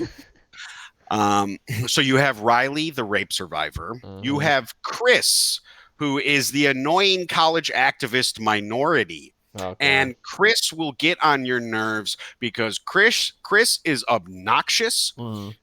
She is the activist. She had the founder's bust removed because she didn't like it. Ugh. She wants you to sign a petition in the movie to get the college professor fired because he yelled at her during class. No, how dare he? Because she questioned why there were no women or minorities on his study list, right? Like why you don't study because they're not part of the classics. No, they are unless not. you're reading like Three Musketeers, which Yeah. I believe that guy was black. I can't think of his name at the moment. Yeah. And the third and final character you really need to know is DKO. DKO is the cult fraternity in this movie. They're known as Deeks, right? Deeks. Or the Deek Army. They are the founder, Calvin Hawthorne is his name. They are the founders fraternity. This is his fraternity when he founded Hawthorne University or whatever the name of this university is. So this movie starts now. A couple of things I had heard was this. There's an opening quote about men, and it's a fake quote. It's not too bad, right? It says like it basically says man's powers are supernatural, and with proper education, men can wield these powers in the real world, right? Which if you're looking at it as like a past quote, like if it was real, it would make sense because when you say man, that sort of refers to everyone, including women. Yes. Right. So that refers to everybody. So the opening quote, not too bad, right? We have to start raping women, says Zach. Oh no, Zach, with astral erections, we can rape all the women. Knew that was coming. I mean, it has to, right? Just keep your astral erection in your pants. So basically, you saw the girl walking home. She had her keys in her hand, right? Yeah. She was coming home from the library. Now, all the other sorority sisters, they're having a party. One of the sorority sisters calls her, says, "What are you doing?" She goes, "I'm coming home from the library, but I got to go meet with my grandmother. I told her I'd be home." And she basically says, well, I'm your secret Santa. I got you the perfect gift. And she goes, "What do you mean? What did you get me?" And she goes, "Come on, think about it. The perfect gift." She got her a vibrator. That's what she got. She got her a vibrator. So women get these things. So now, while she's walking home, there is a man walking behind her. He's minding his own business. He's on her phone. But Lindsay, our soon-to-be victim, she gets a text from Calvin Hawthorne. Right. And that's the thing. These I don't even know if it's a text. It might be a tweet because they keep talking about like an account. Somebody made an account. And that's to me says like Twitter. Right. And they even bring up like DMs. So she gets this text from Calvin Hawthorne, and Calvin Hawthorne has a question for her. He asks, "What do a Christmas ham and a sorority girl have in common?" The answer, Gene, is they both squeal before they die. So she thinks it's the guy behind her because he's minding his own business, walking on his phone, right? So she takes her keys, she puts her keys in her hand, and she goes to turn around. And just as she turns around to yell at this fucking guy, he sort of just walks off into his house. He don't give a shit. But when she turns around, boom, cult guy. So she runs. There's a bit of a struggle. She goes to knock on a house, right? And the person opens the house. who opens the door to the house, and it is it's a cult guy. There he is, right there. Now they gave this away. If they try to act like it's a surprise, like halfway through the movie or towards like the third act, they try to say like, "Oh no, there's multiple guys." We knew, you showed us in the fucking trailer. What the fuck are you talking about? But they try to act like, "Oh, it's a big surprise," right? So what happens now is Lindsay, being the dumb blonde that she is, she trips over a snowman. We saw that in the trailer. The attacker, their cloaked frat boy. I've been calling them cult frat boys, but whatever you want to call them. The boys, as we would like to say. Deeks, they are Deeks. They are DKO. He reaches up to some icicles, snaps an icicle off. Lindsay has fallen into the snow, and she has made a snow angel. Yep. He jumps on top of Lindsay, stabs her directly in the chest, and Gene, wouldn't you know it, there's no fucking blood. The fuck? Stabs her right in the fucking chest. There is no blood. It's not seeping into the sweater. There's no spurt of blood, nothing.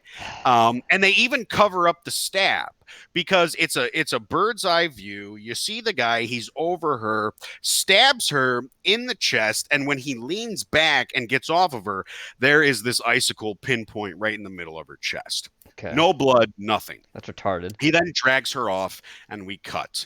And Gene, we cut to the morning.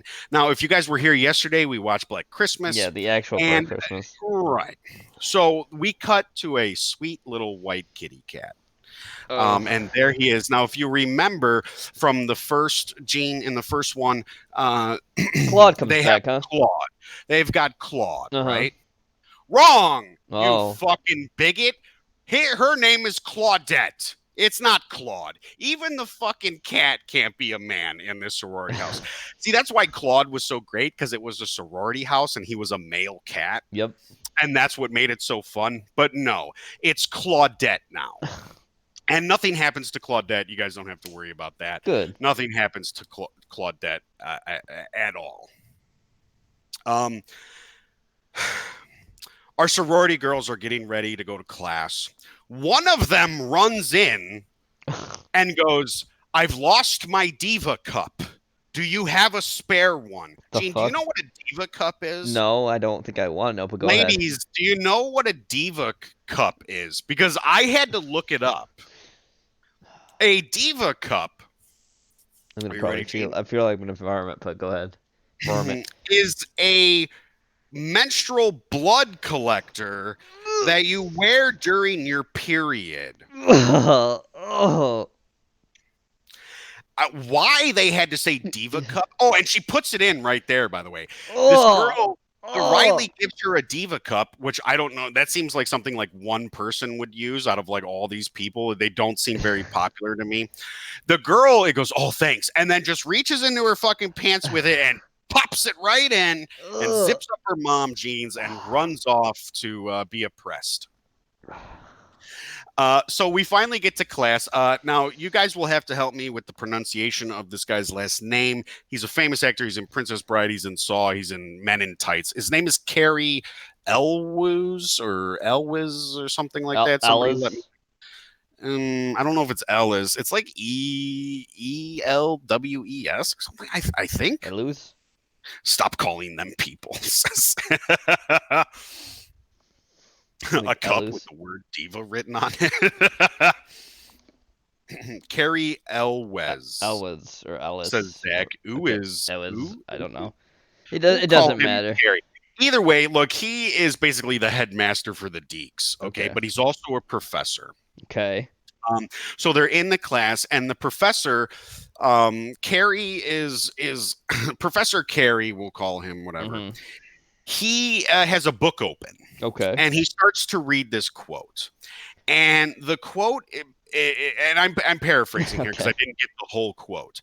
But the quote is basically this: men invented culture as a defense against woman's nature. And while women were thinking with their emotions, men started to use the science of their heads to build the world. Okay. And he asks, he says, he points out Riley. He says, Riley, what does the author mean by this? And Riley, she says, well, I think he's basically saying that he's saying that men think with their heads, women think with their emotions, with their gut instincts, their feelings. They think with their stomachs, and basically, women live in a man's world, whether they like it or not. Right? That is what he is saying. And Carrie says, Professor Carrie says, who told you that it was a woman who authored this quote? And she goes, well, I just assume. He goes, No, it might surprise you. What? Oh, you said it was a man, but it's a woman that authored the quote? Well, he doesn't say it's anybody. Okay. He leads you to believe. See, this I actually like this scene. Because it leads you to believe that it's a man that wrote this But quote. it's a woman. Not. It's actually a real feminist woman. Her name is Dr. Camelia Paglia. Okay. She hates third wave feminists. Yeah.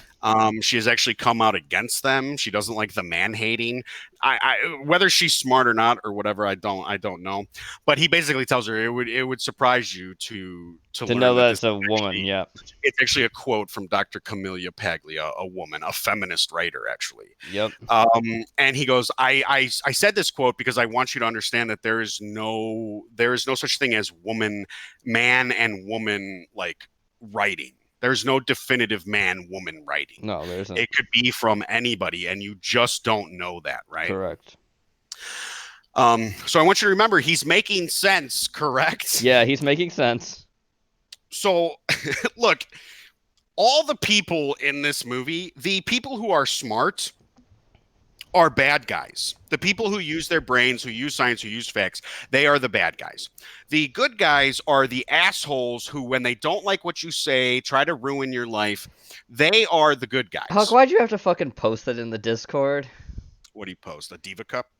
Yeah, Diva Cup tweet talking all about the fucking Diva Cups. Oh, Jesus Christ. $20 for one of those? Holy shit. Ugh. Can you reuse it? Do you wash it? Huck, try it out and see. Huck, try it out for us and so we know what it is. Yeah, Diva Cups. Dude, like I said, I had to look it up. So that scene is actually pretty fun, right? Mm-hmm. Now, we move on. The class is over, and then we basically meet Chris. Mm-hmm. Chris is standing outside, like one of the halls outside, and she is like looking for petitions to get Professor Carey fired because he yelled at her in class. I talked. Yeah, about this you did. Yeah, you did. And she's a real bitch. Yeah, Chris she is a massive bitch in this movie. Mm-hmm. First of all, she's dumb. Yeah. Second of all, she's woke. She is the woke agenda. She's a minority, and she represents the quote unquote marginalized peoples that April Wolf talks about, right? And she talked about, and she does like it's from things from her point of view, right? Like, well, because somebody brings up to her like, but like what are you talking about? Like, he wants us to read the classics. These are the classics. Yeah. And she goes, well, not for me. They're not the classics for me because I'm not white, so I can't enjoy a book written by white people. That's Shut retarded. The fuck up. It's retarded. This movie is written and directed by white women, by the way. Yeah, they have no say in So it. if they actually believed what they were preaching in this movie, they would take a step back. They would be good allies and get to the back of the fucking bus and give their job to a black woman. Yep. But they can't do that. Probably because they're not really white Like people, I they're said, Jewish. Right. Chris also had the founder's bust removed, right? And our boy, our black nerd that comes up later, he thinks this is just so cool. But his name is Landon, by the way. Okay. So there's a couple other scenes, right? Now when I was watching the Cody thing, right? Fuck you, Jenova.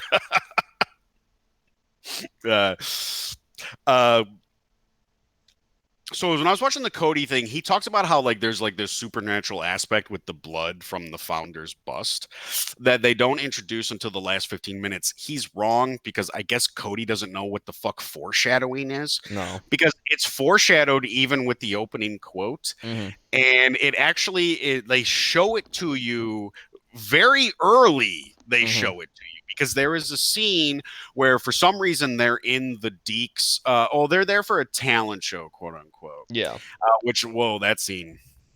They're there for this talent show, and Riley goes sneaking around, and she actually wanders into sort of like some pledge initiation ritual. So the founders bust, which is now in the Deke house because that's the founders fraternity. It's like crying and dripping this like black goo, this black blood or whatever.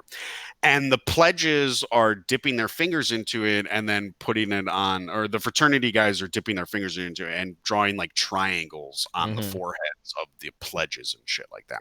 And basically, this is supposed to, it puts the founder inside of you so he controls you and it gives you power and all this shit. So it's fucking weird. It's not a bad idea. I think it's kind of cool, but the way it's executed is fucking piss terrible. poor. Yeah, it's piss poor, dude. But there is foreshadowing in there. It didn't just come out of nowhere at the last 15 minutes. And then Riley wanders into another room where she's one of one of her sorority sisters who's there to do like this dance for the talent show. She just so happens to be drunk, a little too much drunk because she's been drinking vodka and tequila. And the other frat guy is like, he's like laying her down. He's trying to fuck her, he's trying to get laid. And Riley sort of breaks it up, right? And she's a bitch for breaking it up, right? And basically, if you get too drunk and a guy tries to have sex with you, that's his fault. It's not your fault for getting that drunk. Look, I don't condone getting a girl drunk. As rare as it is, I like women to want to have sex with me and be sort of, aware that they're doing it. But this whole idea that a girl gets drunk and then regrets sleeping with a guy is somehow rape is fucking bullshit. Retarded, yeah. It is bullshit, 100%. No, the only thing I can say that's the contradictory to that is just the fact when that happens in Street Trash where the guy actually picks her up who's homeless, and then she actually does get raped by a bunch of people. Oh, well, that scene is just... Yeah. That scene is something else, Gene. It is. That is a fantastic scene, but it is something else. Yeah. So eventually we get to this. This is what really sets things off, right? I condone stupid people getting what they deserve. That's right, Zach. Play stupid games, win stupid prizes. So we get to the dance. So there's a bunch of sorority girls there, and they've basically, this is what really kicks it off, right? And they are there to perform, and they in their sexy little Santa costumes. And remember, this is a talent show at the Deke house. Yep. And they got a secret. Shh, we are going to stick it to the Deke boys tonight. We're gonna call them out on their fucking bullshit, right? Well, they get up there and they start performing this song, right? And it's to the tune of "Up on the Rooftop, Click, Click, Click," or whatever that song. That song. Here comes jolly old Saint Nick. Here comes jolly old Saint Nick, slipped me a roofie and then your dick. That is how the song, they changed the lyrics to say that kind of thing. Okay.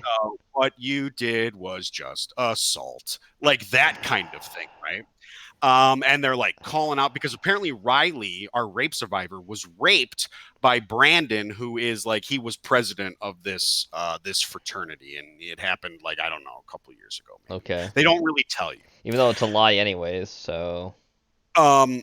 So right, the big one is, yeah. So what happens then is that video gets posted online. And there's a part in that video when Riley is like running away and they catch it on the video and she says, "That'll teach Brandon to rape a chick." And then she runs off. And that is sort of, defamatory thing to say, but that pisses off. Now it goes viral with 50,000 views. On Twitter.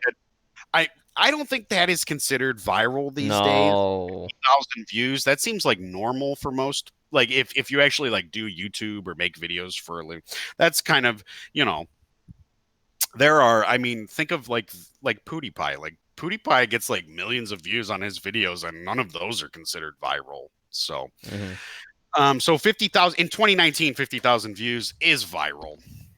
But that causes a big fucking problem. The Deke boys, they're kind of pissed about that. But we'll get to that in a second. Libelous, yeah. Libel, yeah. Yeah, Zach. It's libel for slander is the big thing. Some people And disappear. defamation. Now I know what you're wondering, like, but what about the kills?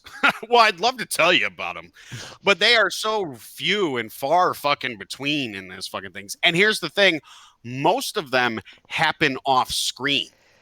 You'll get a jump scare, right? There's a jump scare where a girl is trying to find like working Christmas lights, and she's plugging the Christmas lights in, right? And they don't work, and she's in this dark attic. And then once she finds Christmas lights that work, when they plug in, they turn on. Oh, there's a cult frat boy right there, you know, and he grabs her and he fucking like leaves her, right? So one of their friends disappears. So Riley goes to the security guard, and the security guard is another guy that talks sense. Riley shows up and says, "My friend's been missing. She was supposed to be here a couple hours ago, but she's not. Her mother hasn't seen her. She hasn't called her mom or anything like that." And the security guy is like, "Is that it? You have anything else?" And she goes, "Well, I just have this feeling." And he says, "Well, we need more than feelings in this business." And here's another thing that I don't think this movie understands.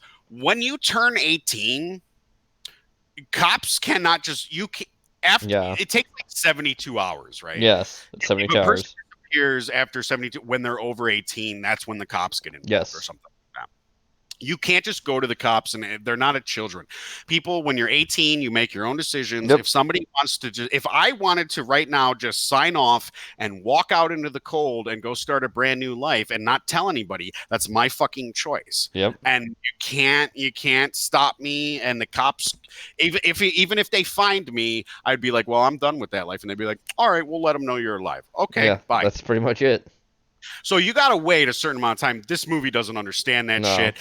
But the security guard tries to tell her this. Another guy that makes sense. But they have this fucking guy eating mayonnaise on bread. What the fuck?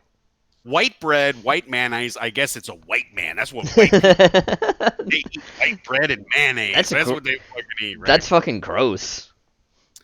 It is fucking gross, dude. I was watching it like, what the fuck?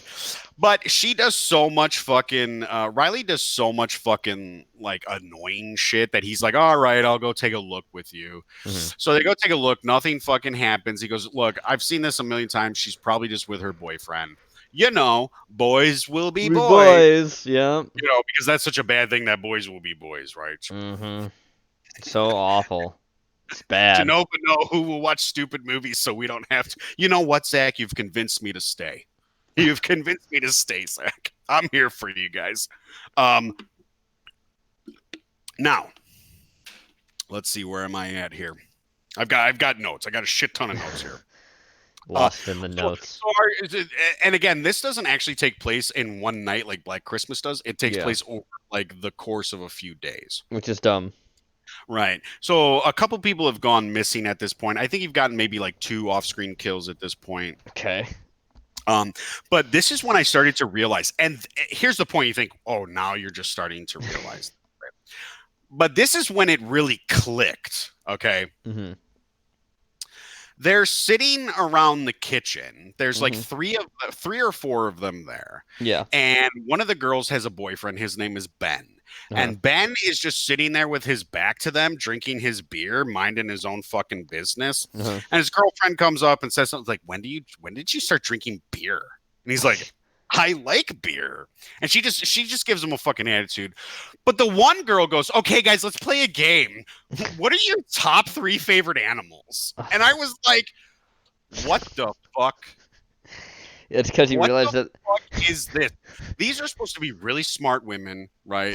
Like the girl in the beginning. Do you know where Lindsay, the girl who gets stabbed? Do you know where she was? You know why she was late? She was at the library. Oh, of course she was. These girls are smart. Okay, they're very smart. Very smart. And this bitch says, "What are your top 3 animals? Top 3 favorite animals." And so they play this game, top 3 favorite animals, and the third one, the girl says ant. I like ants. And it's Why? like, oh, you like ants. Oh, because you can't really kill an ant. There's always because all ants are each other or some I don't know. It's because of the hive mind It doesn't narrative, make I any guess. sense.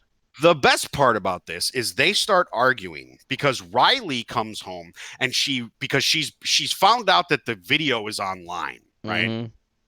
And she comes home and before this she had ran into Professor Carey, Mm-hmm. and the professor super fucking nice to her, Of course. right? Now, of course, he's a bad guy. Okay, in this movie, they are bad guys. What these girls think is true, but the women who made this movie and who they made it for, which are 14-year-old woke girls, Yes. they think that this is real life. Yeah. The 20, 30-year-old women who are probably barren who made this movie, they think this is fucking real. And that's the problem. If you're going to go with a fiction, right? Mm-hmm. Fine. But they don't think this is fictional. They think it's They real. think this is an accurate representation of campus culture. Why are they So retarded? Riley comes in and she starts yelling at Chris, like, why the fuck did you put that video online? And Chris is like, what do you mean? Why did I put that video online? Are you not a fighter after what he did to you? It's to stick it to the deeks. And she goes, you know what? You don't do anything. Nobody likes us because you just keep pissing everybody off. Mm-hmm. I gave him a little clap because that is real life right there. You are just pissing people off. Nobody will fight. You can be right all you fucking want. Yeah, no one's gonna like you. Don't like you. It doesn't matter. No, it does not. So she basically says, we're not inspiring people. We're pissing them off because of all the rape hoaxes. Yeah. You are pissing people off. People are tired of hearing you move your fucking tongue. And you know who else is tired, Gene? Ben, the white guy. He stands up and starts yelling, and he goes, enough with the fucking man-hating. What is this bullshit? He goes, what did you fucking expect? I told you not to do this shit. How would you feel if it was reversed? What if they got up there and sung a song about all women are bimbos and just want to show their tits? How would they feel about that? And they go, well, it's not the same. Men have all the power. And he goes, not all men have power, okay? It doesn't work like that. And then Chris, our activist minority, she goes, did you just not all man me? Did you just not all man me? Okay. And then Ben gets kicked out of the fucking house for talking sense. Because using your head and talking sense in this movie makes you the bad guy. a bad guy. Yeah. You are a bad guy. So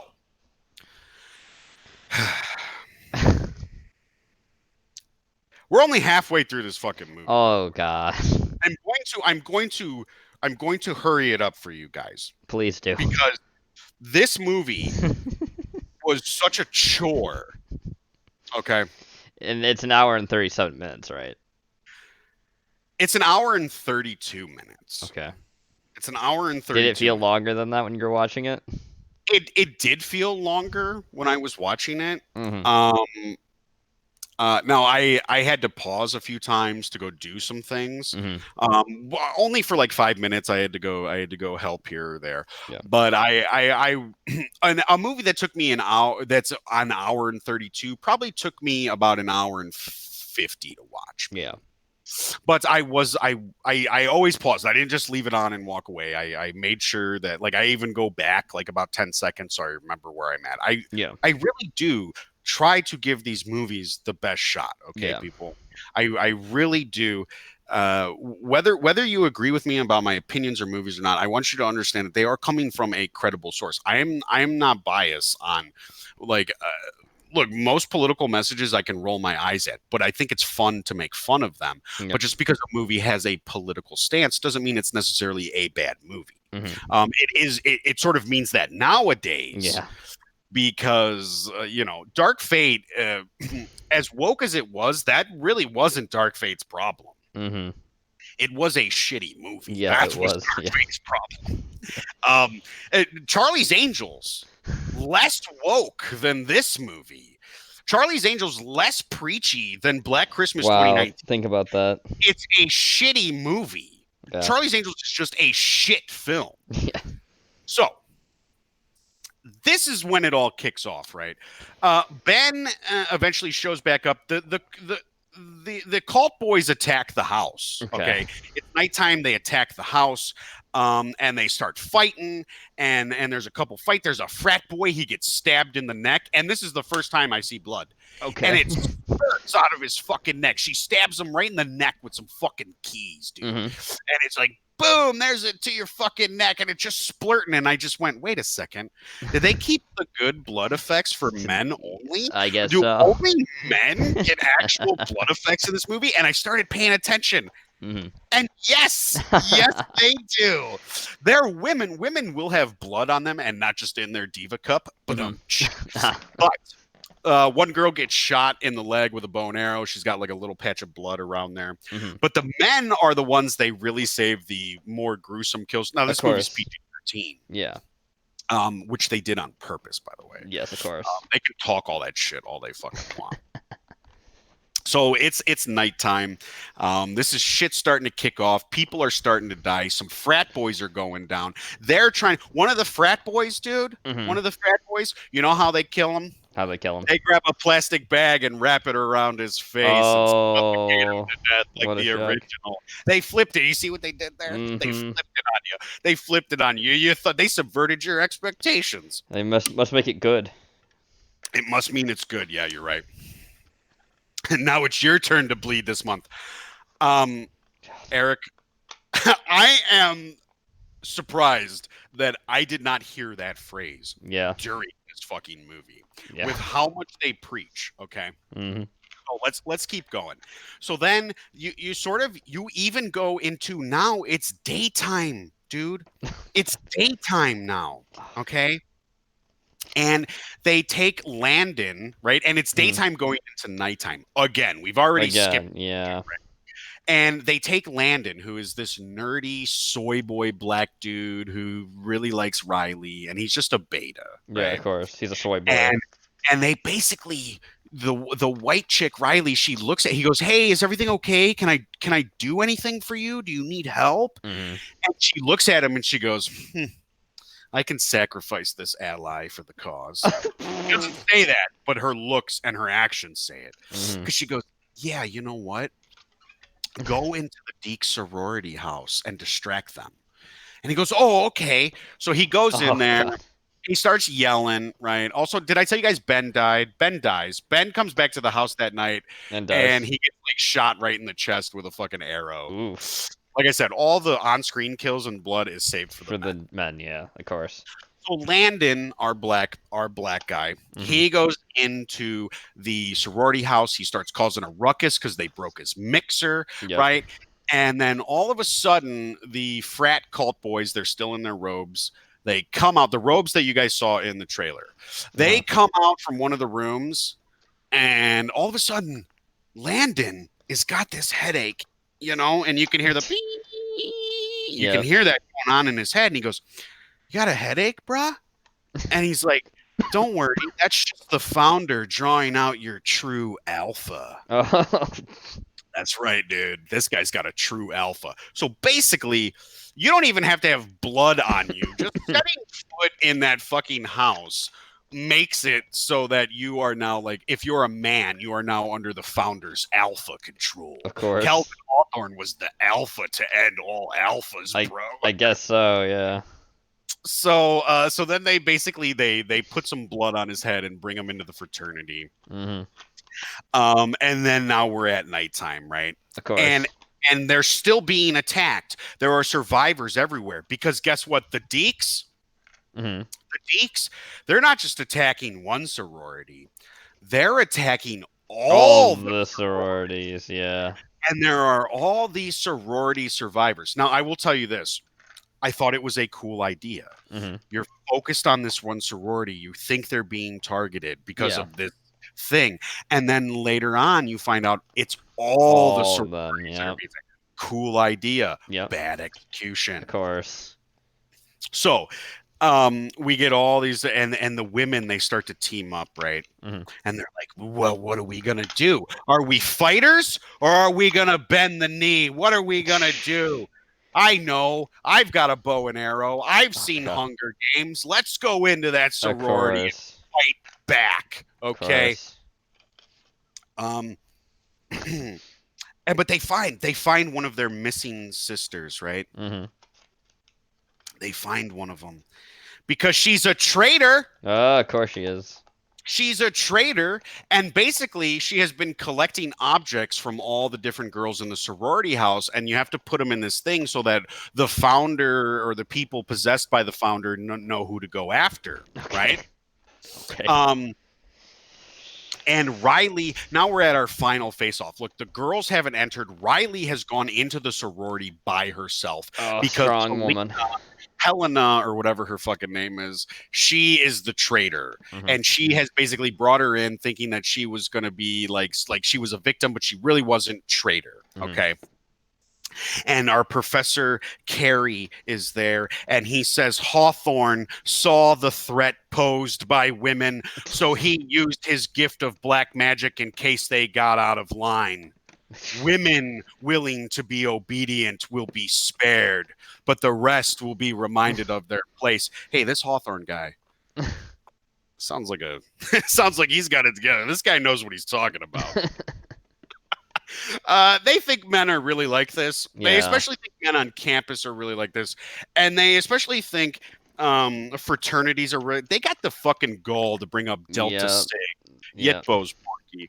They got the fucking gall to bring up Delta Sig. Fuck you guys. So, now the traitor woman, she's clearly an analog for conservative women. Of course right? she is, yeah. Like she's a and she basically says, our rightful place is behind men. This is where we need to be. They'll show us our true selves and who we are, Mhm. right? And basically they grab Riley and they're holding. They say, "Will you bow before the king?" Mhm. And the doors open. And in walks this person that you never know. Okay. Professor Carey is not the king. Oh. Okay. Okay. This other person walks in and you don't know who they are. It's never explained who they are. Of course. They say, bow before the king, bitch. And Riley, she won't bow. She's strong, independent woman. She ain't bowing. Of course. So the king walks right past and goes right to Helena, and Helena looks over and sees one of her necklaces on the area where all the things. And she goes, "How did that get here?" And the king grabs her by her face and snaps her neck. Good. And now they go, "Will you bow?" And she goes, "I'll bow. I'll bow." She doesn't bow, by the way. Of course. Just as she's gonna bow, sorority sisters, fucking Donald Trump. I guess, yeah. I'm sure it's Donald Trump. I'm surprised his mask wasn't orange. You know, he was the only one really in all black. I thought it would be Professor K. I'm telling you, I don't know who the fuck it was supposed to be, but whatever. No, it's Mike Pence secretly. This is what he does in his off time being vice president. So, like I said, sorority sisters, they attack Hunger Games style, and they are kicking frat boy ass. Of course. Kinda. A lot of times they get overpowered. Well, and they have to they're outnumbered as well. So I don't fucking know. But basically what happens is the guy who raped Riley, his name's Brandon. Uh-huh. He jumps on Riley and he grabs her by her wrist. She's on her back and he pushes her wrists, her hands above her head, and she starts to flash back to her rape, right? And then she starts to flash back to Chris going, "Will you be a survivor or will you just be another victim?" And she gets super strong and she flings him up into the air and she breaks up and she doesn't help anybody. She just runs over to the bust, right? The founder's bust. Mm-hmm. And she picks it up. And Professor Carey looks at her and goes, "Look, you don't understand. Men and women are inherently connected. To break us means you will only break yourselves." And you know what she says to that? "We will never be broken." and she smashes the founder's bust all on the floor. And when that happens, a lot of the guys are broken out of their trance. Landon, our black soy boy, is broken out of the fucking trance. And somehow a fire got started. I don't know.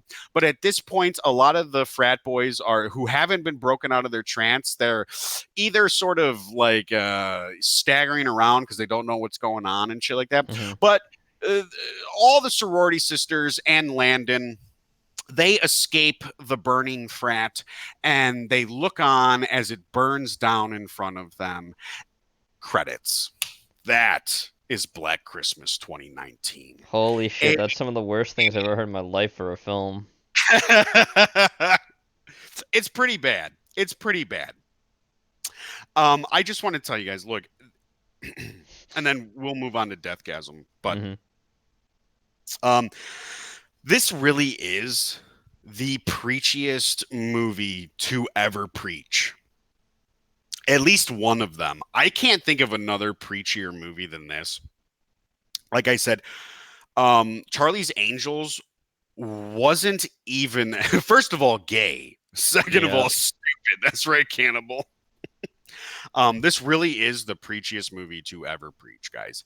They do not go more than a minute without dropping some, if they ever stop, you know what I mean? There are entire scenes of dialogue that is just woke nonsense in the whole thing. Now I watched, what was I watching? Dr. Wolfula. Yeah. And Dr. Wolfula was saying, like, now I agree. There are some problems on campus. Shut the fuck up. Don't. You know what the problem on campus is? You know who a bigger problem than Brandon, the frat boy, is on campus? It's fucking Chris, the minority student activist. Yeah. Because you know what causes this problem? Chris has the bust removed and it is put into the founder's frat house. Yep.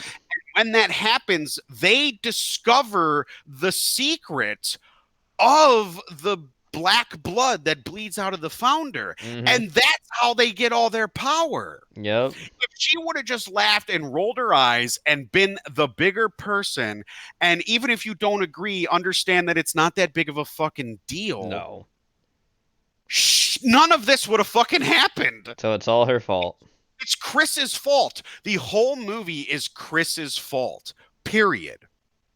Now, like I said, the good guys are bad guys and the bad guys are good guys in this movie. But this movie is 100% a hi Crawdad. This movie is 100% a cash grab designed to push an agenda. It is fucking shallow, and the only reason they use the name Black Christmas is because all those classics that aren't classics for people that basically inspired them to do what they're doing now, they just want to ruin it for you. They used Black Christmas, that name, as a fucking cash grab. And I want to remind everybody, stop looking to Blumhouse. Yeah, for horror. Yeah. Jason Blum is a fucking hack. Yes, he is. Blumhouse is full of nothing but shit. Right? He releases low budget trash, which he's almost guaranteed to make his money off of. I would actually be surprised if this movie made its money back. I think it's going into its second week this week, so we will see if it does make its money back. But Jason Blum is fucking trash. Horror fans are starving, and he throws you fucking scraps, and we eat them up like they're supposed to be like a hearty fucking meal. Fuck you, Jason Blum, and fuck Blumhouse. So Sophia Takal and April Wolf, they failed. Yes, they did. Okay? And that wouldn't be a problem because you get up, you dust yourself off, you try again. But they won't learn because criticism is hate speech. Yes, it is for these people. Please don't say period. I'm sorry. I get it. They failed and they won't learn. Their heads are stuck up their ass. Their vaginas. Well, in their vaginas all the way to their ass. That's how deep it is. They are defined by their vagina. Mhm. And they are failed. This is a failure of a movie, not just in like story aspect, not just in storytelling, right? Or pacing, but in editing as well. There are Yeah. these really weird cut scenes where you can almost tell that they're cutting off like swear words because they went for a PG-13 rating, and there are some really awkward cuts in it. The rest of it technically is fine. The lighting is fine, dialogue is shit. So they failed, but they won't learn their lesson because they're so caught up in their agenda. And me criticizing them is hate speech. And they'll tell you like, well, we didn't make the movie for you. Oh, fuck you. You used Black Christmas as a title. What the Yep. fuck did you think Black Christmas fans who are men aren't going to come see this fucking movie because you didn't make it for them? You made it for 14-year-olds. Yep, woke women. Anybody can see your movie. If you want to be 45 years old and go see Frozen 2, go for it. It's made for children, but go for it. If this movie is a woman movie and I want to go and see it, you called it Black Christmas, you stupid bitch. What are you doing? Call it woke Christmas. So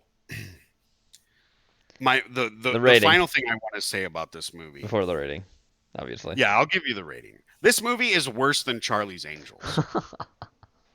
This movie is probably the worst film of the year that I have seen. I have seen Charlie's Angels. I've seen Dark Fate. I'm going to see Rise of the Skywalker.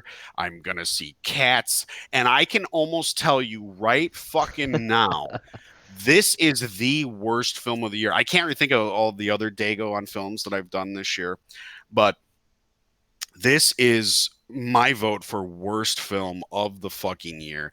It is utter trash. I laughed, I cried, I rolled my fucking eyes, and I scoffed. And it's still, you can call those emotions, but I just call it a natural reaction to anything that happens like this. 0 out of 5. Oh, there we are. The first 0. It's no. Charlie's Angels was it was a 0 as well. Charlie's Angels was it. This is actually the second 0 out of 5 I've given. And I thought hard, right? Like I said about Charlie's Angels, Black Christmas has some scenes that I enjoy. Well, at but least it's not enough. Here's the thing. Here's the biggest thing. You said when you watched Charlie's Angels that you felt like you didn't watch a movie at all. Like you don't even remember watching a movie. That's true. With this one, you can at least say you watched it and how fucking awful it was, because it's going to leave that impression of how fucking awful it is. I can at least say that I watched a 0 out of 5 movie. Yes. Whether I remember the fact that I watched it, look, tomorrow I won't fucking remember it.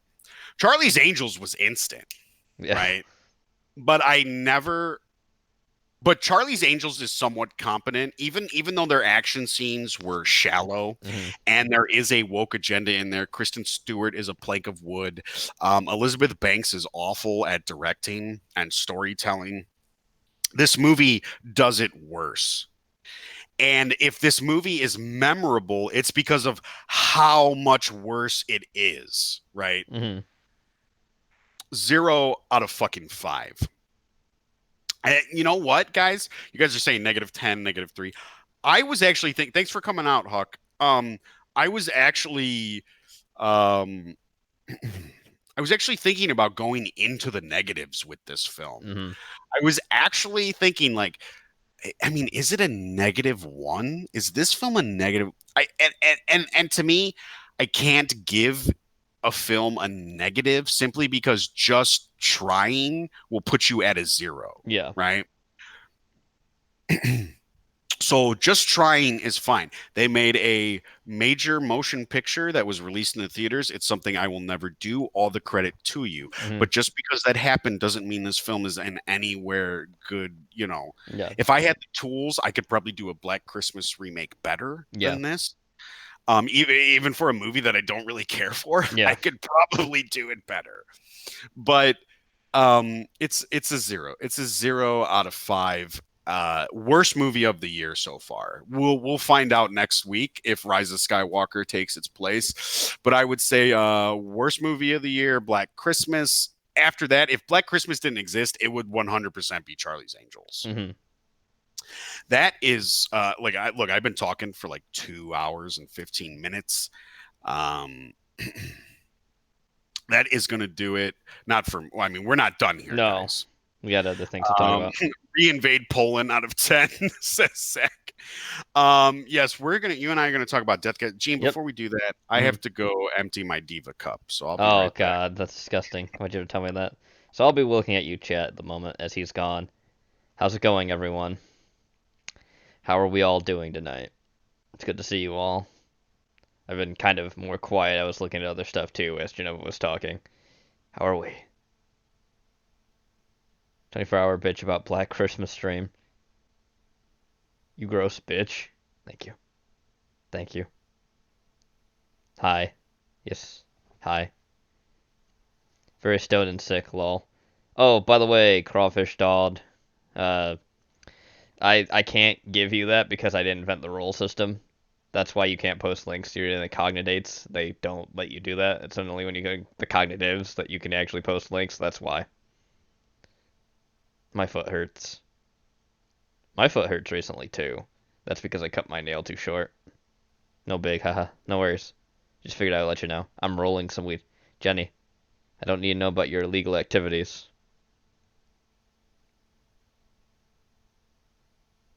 I mean, it's not legal in Canada, but, you know. F hard.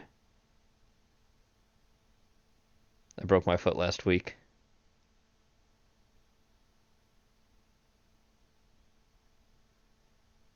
And smoking a joint out of a bong. Oh, yeah, I mean, there's that, too. It's not... I mean, some states it's legal here, but... It depends. My activities are very illegal. Oh, I hear him. He's coming. Gotta drain his D cup.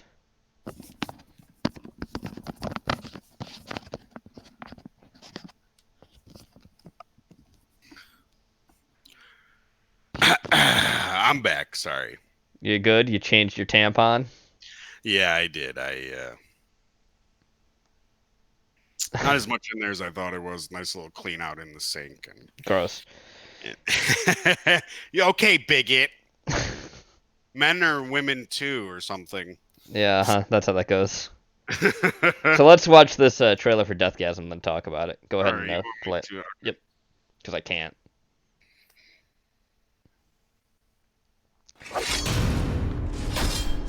So this movie came out in 2015, Chad. It's a New Zealand film. Evil heavy metal that your parents hate you listening to? You know those lyrics about hell, demons, and doom? What if I told you? You son of a bitch, Andrea! I know. I was there.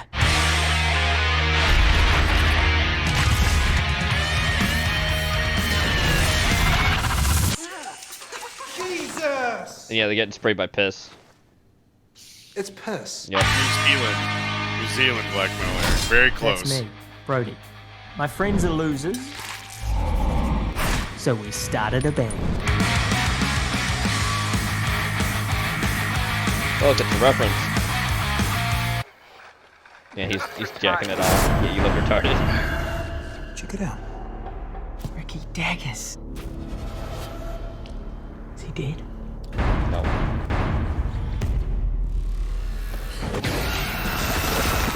Yeah, or Wouldn't it be Kiwis. crazy if the music had something to do with demons? Demons. We're all gonna die. Also, I gotta have to say, Ricky Daggers remind me a lot of fucking Iggy Pop. Yeah. Now, people are turning crazy. Like, possessed. Crazy.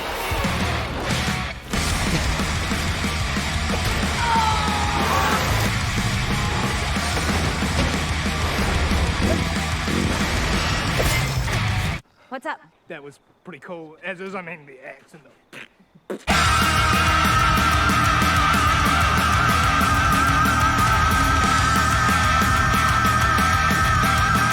You know, I'm not even sure I'm in the right tuning. Brotherhood of Steel. Brotherhood of Steel, man. Okay, so let's talk about Deathgasm. Deathgasm is a very fun movie. It is very entertaining throughout. Basically, the way you kind of get it is from the perspective of the kid that basically his mom, his mom tried to blow off Santa while on a meth bender, so he gets In public, in the Yes, mall. yes, Yeah, yes. that's Brody. Yeah, that's Brody. Brody basically goes to his aunt and uncle's house, and his cousin's a douchebag to him. Like they're all super like Religious or religious. straight Yep. edge, or Yep. like I think his cousin, like his aunt and uncle are like religious, but like his cousin is like a frat boy. He would Yep. go perfect in Black Christmas. Yeah, he would. Probably die the same way in Black Christmas too. Get his head chopped off. Yeah. So Brody pretty much is a loner. He doesn't have too many friends besides two guys he meets, and then he meets Zach. Is it ZYKK is how Zach's name? I think. No, ZAKK. It's ZAKK. The two kids you're talking about are the D&D kids. That's Dion and Giles. Giles, yeah. Or Giles. Giles, yeah. Those two are basically his friends, and then he meets Zach, and then he meets Zach at a record store, by the way. They're looking through vinyl. Yeah, they're looking through vinyl. Now, you said something to me, and I think it's very true. This kid's supposed to be a metalhead, but he likes a certain band that is very much not a metal band. Well, he's got a patch. He's got a patch on his jacket that says Trivium, and Trivium is pretty fucking whack. They're like, I mean, if you like Trivium, that's cool, but there's a scene where Zach says "death to false metal." And I was like, you better rip that Trivium patch off Brody's jacket, because it's not working out. Mm-hmm. I like the fact they're both like looking through the records too. He finds a Trivium record, Zach does, and then he's like, Brody's holding one that says Razor Wire, but looks so gay on the cover that Zach looks at him suspiciously, and then he just sees like a different one, and that's the one that Zach was looking for. Yeah, well, also Brody, like when they look at each other, Brody has a Poison vinyl in his hand. And he's like, oh, he's embarrassed by the Poison vinyl. Yeah. Look, before we go any further, you guys are like, this looks kind of good, and we'll say this movie is fucking awesome. Yes, this movie is great. It's really fucking bloody. Yeah. It's disgusting. The practical effects are 99% on fucking par. Yep. They're really fucking good. There's a couple CGI moments in there that's very glaring for me is the fact that they show like the town burning at a certain point when all the demons come out. That's CGI fire, and CGI fire always can be told is fake. Like real quickly. It's so glaring. Like you're using all these practical effects and you use fucking CGI for this. Really? You couldn't just make real fire at certain points or anything? Well, they might have wasted it on a bunch of the practical effects. Possibly, but I don't know. I just hate CGI fire because it always looks fake. Well, basically, these kids, they end up. Hey, Dakota. These kids end up sort of.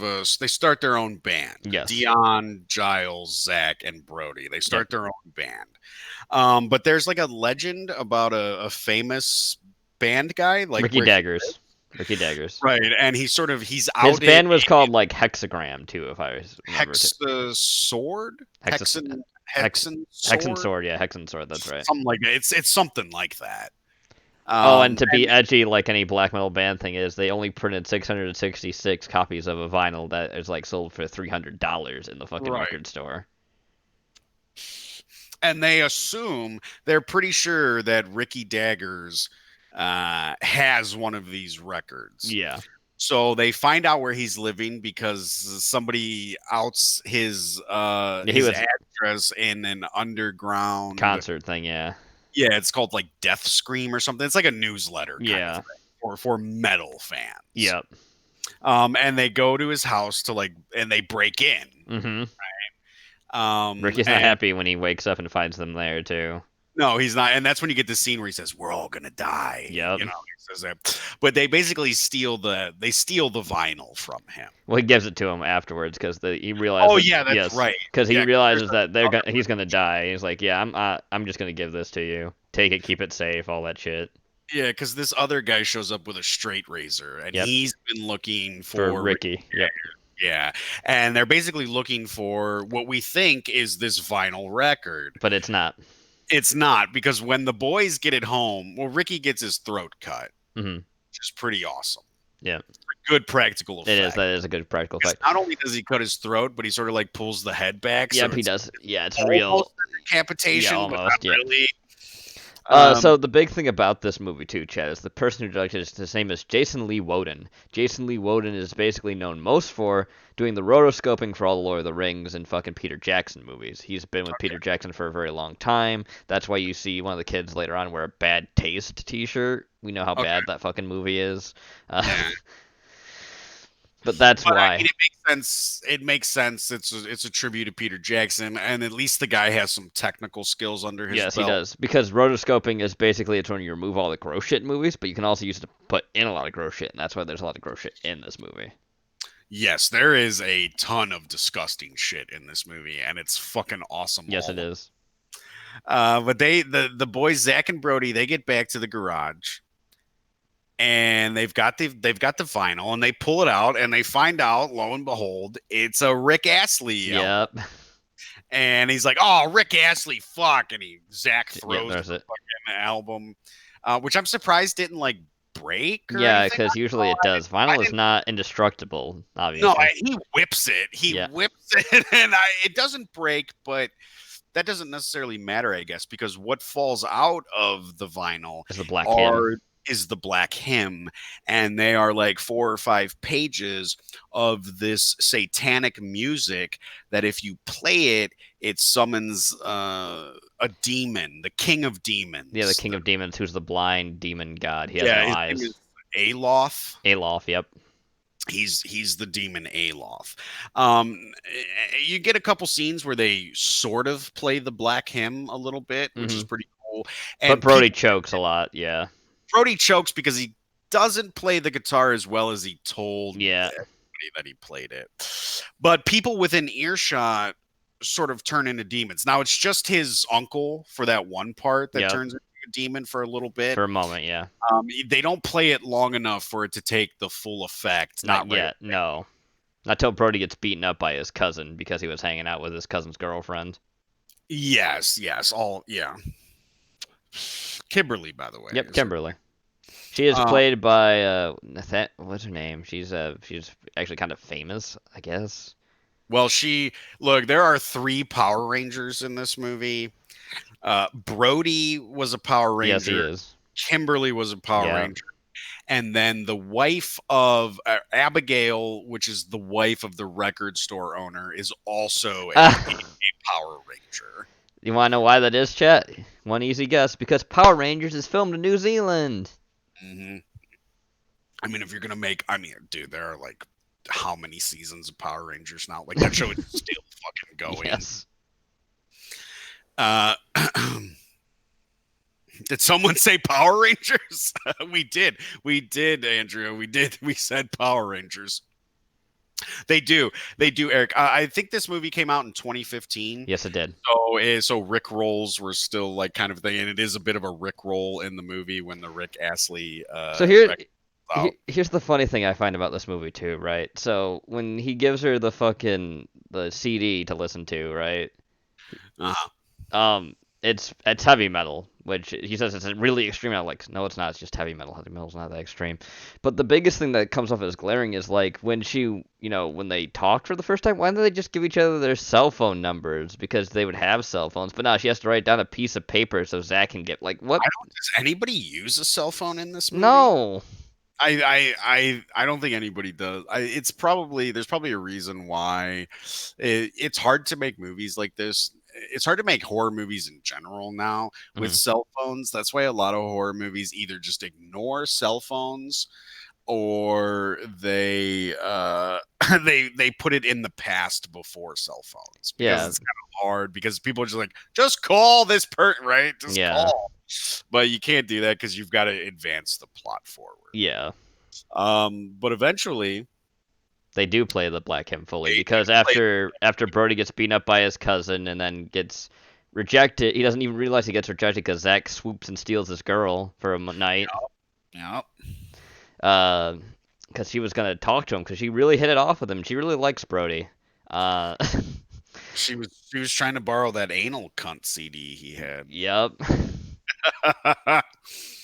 He gave her something else to listen to. Yeah, There were a couple, like when they were going through the seed, there's a couple Easter eggs in there: cattle decapitation, yeah, anal cunt, and some Yeah. bands that if you don't really listen to like death metal or black grind metal. Yep. or black metal, like some of the bands you wouldn't really know. No. So, yeah, but they play the Black Hymn, and while they're in the garage, the like the supernatural forces sort of take over the garage opener and Yep. open the garage door, so everybody in that specific neighborhood can hear the Yep. Black Hymn And get possessed. and they're basically the movie, like, it has the basics of a zombie movie, like a zombie apocalypse film. To me, it also reminds me a lot of Evil Dead, with just the incantation of some kind of noise to make it so something is summoned. Right, it's like Evil Dead, on a zombie scale, but instead of zombies, you get demons. That's Yep. basically what they are. It also, because the gore effects in this movie, a lot of it reminded me of Dead Alive, obviously, because the guy worked with Peter Jackson, so obviously he's gonna go for that. The gore effects are fantastic. Also, I really find it funny that, when we get back to the parents' house, everything else, like the cross is upside down and all this other stuff, but it's like Bible stuff and it's just anal beads and dildos. They were into kinky shit. That's always the fucking way, dude. the most religious, the most straight edge, they've always got the worst secrets. Yep. So eventually you get like you sort of get this zombie apocalypse vibe that starts happening, but it's with demons. Now we should also mention we talked about a guy earlier who cut Ricky Dagger's throat, right? He got his head cut off. He's part of a cult. That scene, so he's part of a cult that is trying to actually, they want the Black Hymn and they're trying to summon Aloth, so he can become the cult leader can take him over. I mean, so it can be the mortal host. Aloth will take over your body, or the nearest most evil person. Yes, yeah, the most evil person. So but the scene where the hitman, I'm just going to call him a hitman, shows up and talks about how he failed because he didn't get the Black Hymn is really funny. Yes, it is, because two cult members come out and then cut his head off. And then he goes, "You bled all over the rug. That's an expensive rug. You're supposed to put a tarp down. Do it again." Yep. He makes him literally do it again. And the guy walks off to get a tarp, and then the other guy he's got to hold the body up and hold the head in place. Yep. And then the guy with the sword just kind of like really like just taps it. Small little like tap against the head and it falls off. And they're sort of like, ta-da. And he's like, good. Good. Like yeah. Good. He's got a girl blowing him. Yes, under the table. And that only really that information is only really pertinent because that same girl backstabs him later. Yep. And she says, "Who's got no gag reflex now?" Because she takes a sword and stabs it down his mouth. Yep. Because she wants Aloth to take over her body. Yep. Instead. Well, at least I'll say this about her, even though she's not. I don't think she's a good actor. At least she shows her titties in this movie. She does. She does show her tits. She takes all her clothes off. Yep. So Aloth can possess her. She really wants Aloth inside her. That's true. And then she gets fucking stabbed by Zach. Oh, thanks for coming out, Gray. Later, Gray. I didn't see. I just saw he's probably gone by now. But, yeah. So then we basically get this whole scenario. It's basically nighttime, and like I said, it's the zombie apocalypse thing, but it's demons. Yeah, and the book pages go missing at a certain point as well, where basically they get blown out the window, so they have to go get them. Even though like fucking Zach says, "Nah, let's just let the world end." Like he's a complete douche in certain aspects. Like I've never seen anyone be so douchey and so much of an asshole. His dad dies. I think that's when I see the most emotion out of the dude. But even then, he's like, "Oh, that's your fault now. You fucking tell me." Like all this. Like okay. He says like as strange as it sounds, I think he'd want to go out this way. Yeah. And he's like, really? You think your dad want to go possess?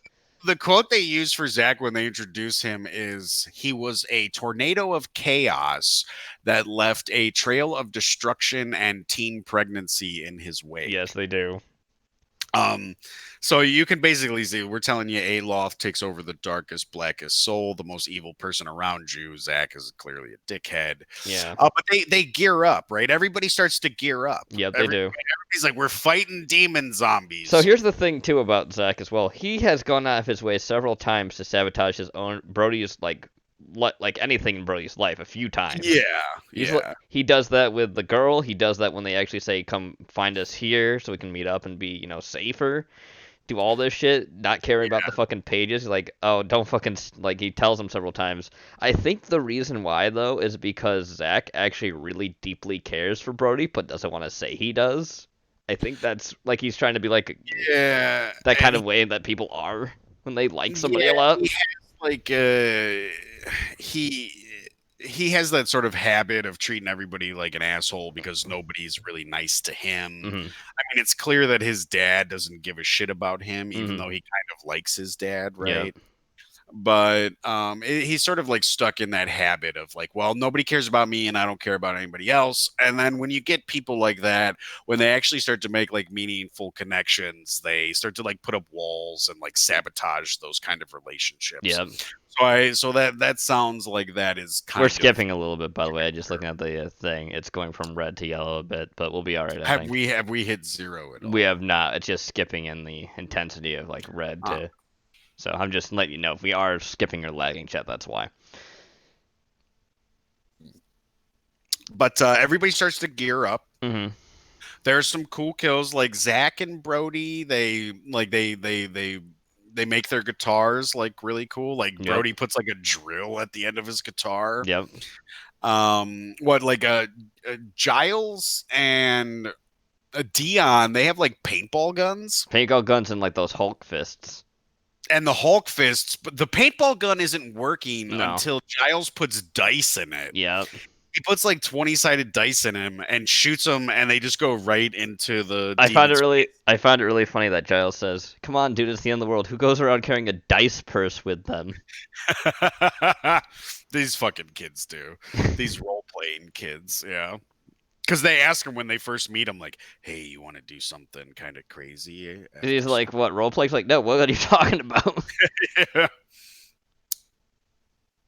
And then like Kimberly, we saw her in the trailer. She's got an axe. Yep. Right? She basically kind of like becomes more of a lead in the movie at certain points after she was being like just this pretty girl that Brody was looking at. Yep, she is the love interest. Becomes like the main character. Yeah. Yep. Well, not one of the main. One of the main characters. I guess she saw it coming, even though she really isn't in the first half of the movie. I mean, she's here and there, but she really doesn't do too much. Oh, by the way, chat, there is actually an Immortal reference in this movie as well when they're all fucking around in the woods and they're filming it. Yeah, they go to make a music video for one of their songs. Their band is called Deathgasm. Yes, it is. So they go to make a video in the woods, which is a reference to Immortal, which I believe is a song. Cult of the Winter Moon. Yeah. And it's a video about, I mean, Call of the Winter Moon, yeah. Yeah. And they sort of make fun of that video, which a lot of people did when it came out. Yeah.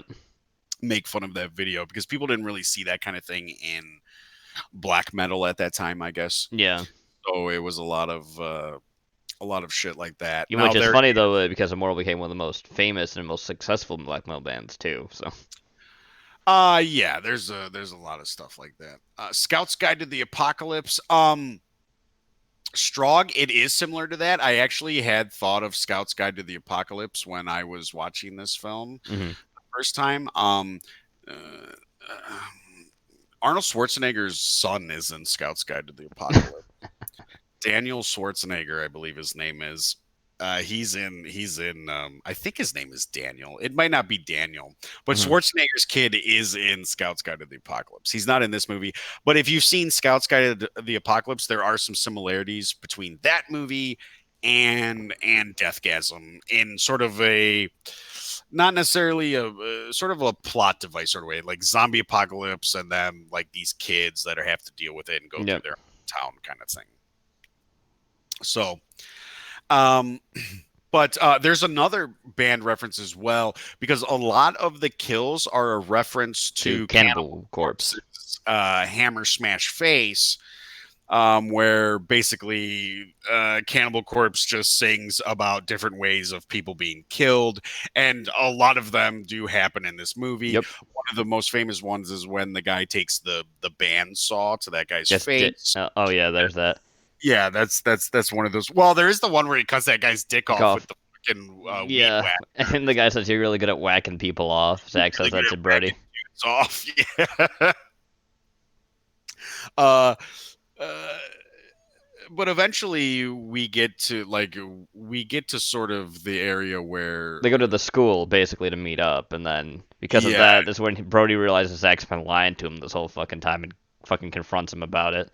And then he fucking Zach beats him up and he's like, "I'm leaving." And fuck, the death, death to false metal.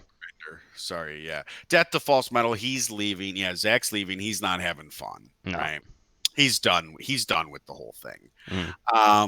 So there is a bunch of that stuff. Now, basically, what we did skip over is the demon basically tells us, and Abigail says the same thing, is the hymn has been played, and then at the devil's hour Which during is 3 a.m. blood moon, which is 3 a.m., also known as the witching hour. Yes. That's when supernatural shit's supposed to happen the most right. at any time. Aloth will possess the closest evilest soul. Yep. So basically, the cult is trying to buy time, but the guys are Brody basically wants to. He thinks if he plays the black hymn backwards, it will undo he it. can reverse everything. Yep. And I mean, I get the reason. The reason why he says that too is because he looks at none other than the Judas Priest album of Painkiller, where it was said that coming out, Zach. Where they said that there'd be music that would play backwards that was satanic. So it's just the idea of play the satanic music backwards, maybe would fix everything. Yeah, shit like that. Mm-hmm. And it's also a fucking cassette. It's the cassette I own too. I own the fucking Painkiller cassette. Look, as somebody who likes metal, who listens to a lot of death metal mainly, this movie is it's really good for metal fans. Yes. It's a really fun, disgusting film. It's funny, bloody, and just an overall fucking good time. But Aloth does show up. Yep. And Zach comes back too, by the way. He basically he helps his friends. And just as that head cult leader woman rips her clothes off and begs for Aloth to take her body, Zach stabs her. Zach stabs her with some pretty katana. CGI. Yeah, it is. It's you can tell it's CGI when it happens. I forgive them because, like I said, 99% of all the other practical effects are fantastic in this film. The only other time there's CGI too, besides that, the flames and a few other scenes, are when he's fighting those 5 zombies, and you can tell they're CGI when they're falling to pieces. Yeah, that when she stabs the knife down that guy's throat, that's CGI. A couple of those things are, but they are forgiven because of how well everything else is done. Yeah. So I can understand that not coming out. It doesn't take me out of it. I say to myself, well, that was CGI, but I don't care. So then Aloth needs a body. So, of course, like we said, he goes into Zach's body. Yep. And he basically transforms his head, and he basically has no eyes. He's got all these horns coming out. No, because he is like the king of the blind as well. And that's his whole thing. And the demons have no eyes. They tear their own eyeballs they do. out. Which reminds me of a lot of creepypasta shit, because they would do that shit in creepypasta, like saying, I have no eyes because I don't need to see them. Creepy. When do we do like creepy pasta readings? Oh no. I did that before. That's something I did a long time ago. We lose Zach and we gain Sweets. Hi, Sweets. Welcome, Sweets. So yeah, and then basically, Brody has been trying to play the hymn backwards, but because he's not as good at the guitar as he was, he can't really get it. So he decides to use a song that is sort of like close to Zach and Brody. Yep. He plays a metal song that they both kind of know and both relate to, and that sort of keeps like Yeah, he said that won't work, but it does. He actually keeps playing it and it fully works. It basically brings Zach back to the surface and puts Alof down inside his body. But you can see him like trying to bulge back out and like change him. It sort of like chains Alof down into the body, allows Zach to come back because it has like an emotional connection, I guess, if you want to say that, to this song. But they have to do more, right? They've got to do more than that to get rid of Alof. Yeah, so he basically tells him to kill him by using the razor blade. Yes. Which they kept. That's what they made a blood patch with. They both slit their palms like you do. Kids do that shit. Yeah, when they first meet each other. Yeah.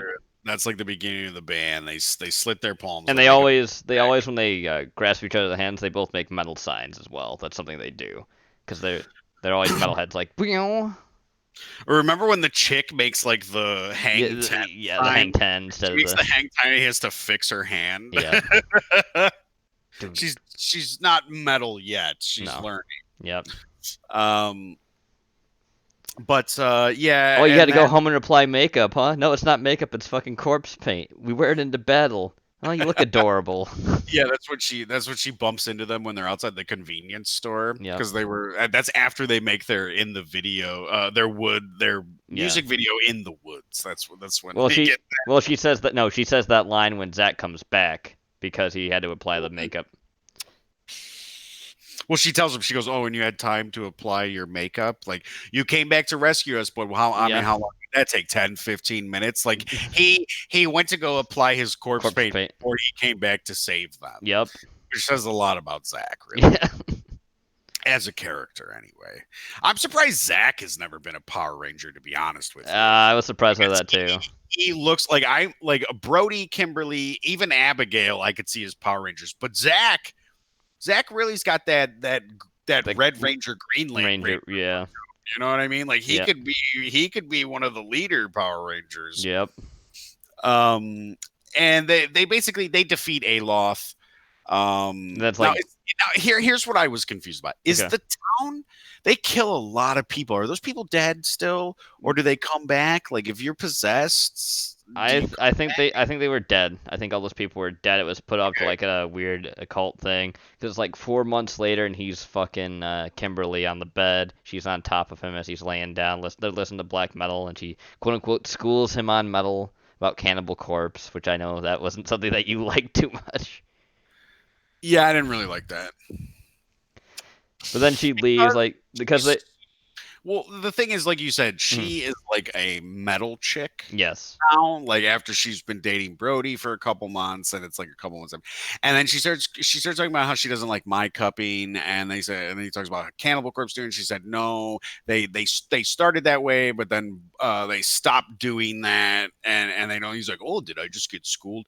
And the thing is, the problem is, she looks like every fake metal chick that you see. And because if you go to like a Slayer concert or Cannibal Corpse concert or anything like that, the thing is, you will actually see a shit ton of these chicks at Lamb of God concerts. Yep. And she looks so fucking fake. Yeah. Like she's only there because she thinks it's cool, or her boyfriend's into it, or she's trying to meet dudes or whatever, and she doesn't really know what she's talking about. And that's my real problem with her schooling him, is because she doesn't look the part, even though they dress her up to look like it. But again, she looks super fake. Yeah. And then after she leaves, there's lightning that comes out, and it hits the vinyl that's been playing, and it's a demonic voice of Alof, but it's actually just Zach, and he's just fucking with him. Because Zach can basically now travel between the realms, I guess, because he had a demon in his body, so he just, like, possesses the vinyl to talk to his friend. Yeah, and that's a fun scene, too, because he's like, oh, tonight we will take over the world. He's like... and, like, Brody gets scared as fuck. He's like, nah, man, I'm just messing. I'm just fucking with you, dude. Like, you want to go do something crazy? Like, because that's what he says when he first meet when they first meet each other. Like, you want to go do something crazy. Yep. And the thing is, when they first meet each other, when they do something crazy, first of all, they give you the recipe to napalm. Yes. By the way, it's on the screen for maybe 3 seconds. Yeah. But if you pause it and write it down, the recipe for napalm is real. fucking video. It's a real recipe for napalm. Yeah. And they burn Hail Satan into the yard, Yeah. and immediately in my head, the Dankula, edgy boy alert. Yeah. I was like, oh boy. I like how they spell it wrong though. They spell Satan wrong too. They said Hail Satan, but it's like Hail Satin. Like do you know how to spell? No, Zach cannot spell. Zach is illiterate. He is an illiterate dude, and that's why they need Brody. Because I'm pretty sure it's Brody probably had to do Hail, and Zach, being the character he is, he had to do Satan, right? But he can't. He's illiterate, and because it's Brody that actually learns to read the music, the black hymn. Because Zach can't. Right, because Zach doesn't know. He can't read, so he certainly can't read fucking music. No. So it's Brody that has to basically learn how to play the black hymn himself. And I mean, we've been through the whole movie. So there's a post-credits. Sorry, I was just gonna say there's a post-credits. Go ahead. There's a post-credit scene. Go ahead. Yeah, the post-credit scene is they're talking to each other because he's like, I have to name the band something else because everybody else dies. Giles dies, and so does the other guy too. Like everybody else dies besides him and the girl. So they're like trying to come up with like other names for the band. It's like I can't use Deathgasm anymore. The band's dead. It's like, okay, so what are you gonna use it for then? Like what else? Like that you're coming up with names. He also mentions a few times that all of Mayhem's down there. A lot of other metalheads are down there. Like because Dio's down there. He says like a lot of Osborne's down there. So it's like, oh, is this really hell? Eric, they weren't reading the Anarchist Cookbook, but it's clear that they probably got the recipe from that. Yeah. Right? Like if I know that two different people's piss and a certain household item will make something that very bad. Yeah. So there's some of these things are just sort of known. Right. And if you study even like the smallest amount of chemistry in school. Yeah, you can know how to make a lot of stuff. Yeah. But I'm surprised, that's the whole thing I found funny, that if they're gonna make like their own new band, just name the fucking like first album you make Deathgasm in tribute to your band. No. I like when they're naming the band too, because Zach goes, I have our band name, Deathgasm. And then Brody's like, oh, that's cool. What about, and before he can even get it done, like Zach, it breaks the fourth wall because Zach reaches out to the camera and pushes it back over to him and goes, it's Deathgasm. Okay, so here's something that I noticed. It's a small thing, right? But I enjoy it. You get like a show like Metalocalypse. Where Death Clock, like they raise like demons up from they actually perform like ancient like rituals in their songs, and they like raise demons and shit like that. But they're in complete control of what they're doing. What I like in this movie is that when the band starts to play the Black Hymn, they are completely taken over. They are. And they are just, it's like they become possessed by the music, and like their heads are spinning around, their eyes are going into the back of the head, and they don't even know what they're doing. No. The Black Hymn just takes over. Even the drummer is like, he's playing, but like his head is tilted back and he doesn't know what he's doing. I like that concept because as cool as Death Clock is, and if you've never seen them in person, if you've never seen Death Clock in concert, you really should. It's a great fucking show. But this idea that this band, these kids want to be black metal, but this idea that this black metal band, black metal Satan and all this shit. It's actually real. And then really they're not in control of what they're playing when they play something like the Black Hymn and it possesses them. I like that concept, and it's actually executed fairly well. It's subtle. They don't like point, like they do say things like, well, I don't even remember what happened. They say things like that, but it's like I said, it's executed very well, in a pretty subtle manner. Not too much exposition. Show don't tell. Those are the rules. And another scene I like during band practice is when the keyboard player starts playing dubstep. And everybody just starts throwing cans at him. I'm just trying to switch it up. Nobody wants to hear your dubstep. Nobody wants to. band. No. And that's coming from a guy who was in a metal band and used to listen to dubstep. Nobody fucking wants Nobody wants to hear that shit now. Nobody cares about your fucking. It's the movie doesn't take itself too seriously. It is a horror comedy. Yes.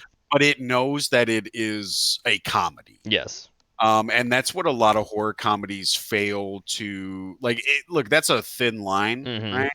You have to either be a horror movie with some comedy aspect to it, or a comedy movie with a horror aspect to it. Yep. This movie did it right. They said we are a comedy movie with horror aspect, with a horror aspect to it. And they pull off, the jokes are pulled off. The horror is done fantastic. Like I said, the fucking gore effects. I don't know how many times they are fucking fantastic. I wish they would have made a sequel to this. Now, here's a little thing, Gene. I don't know if you know this, but when this movie was actually put out to purchase, when it came out, when it came into Walmart. Yep, I know this. Joe Bob told me this one. They had to Right. change the name because Deathgasm, they didn't like it. Right, they had to change the name from Deathgasm because that refers to an orgasm. Of course. You can have death in your title, But not a gasm. but not a gasm. You can't have a gasm in there. That would be fucking terrible. When they first started touring, it was two guys from Mastodon and the show creator. Dude. Yeah, it was. That's correct. For Death Clock, you talking about? Yeah. And it's the guy who, I think for their first album or whatever, the guy who created Death Clock, the showrunner, he did all the music. Yes, he does. He actually writes the music, yeah. Guitars, the drums. And that's the guy who did Home Movies, by the way. Yes, it is. So it's like a completely different fucking take. And also, Mastodon is brought up in this, right? Yes, they are. Astral Deathgasm. Astral Deathgasm. Oh, no. That's Jenova's new band that he's going to make. I mean, he could make that band with Zach, since Zach is now like in like the astral plane.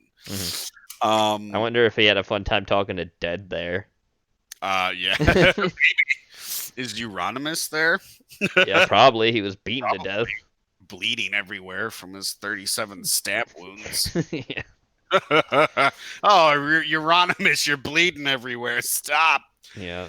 I was going to say something else too. Do you remember what the name that Walmart changed it to?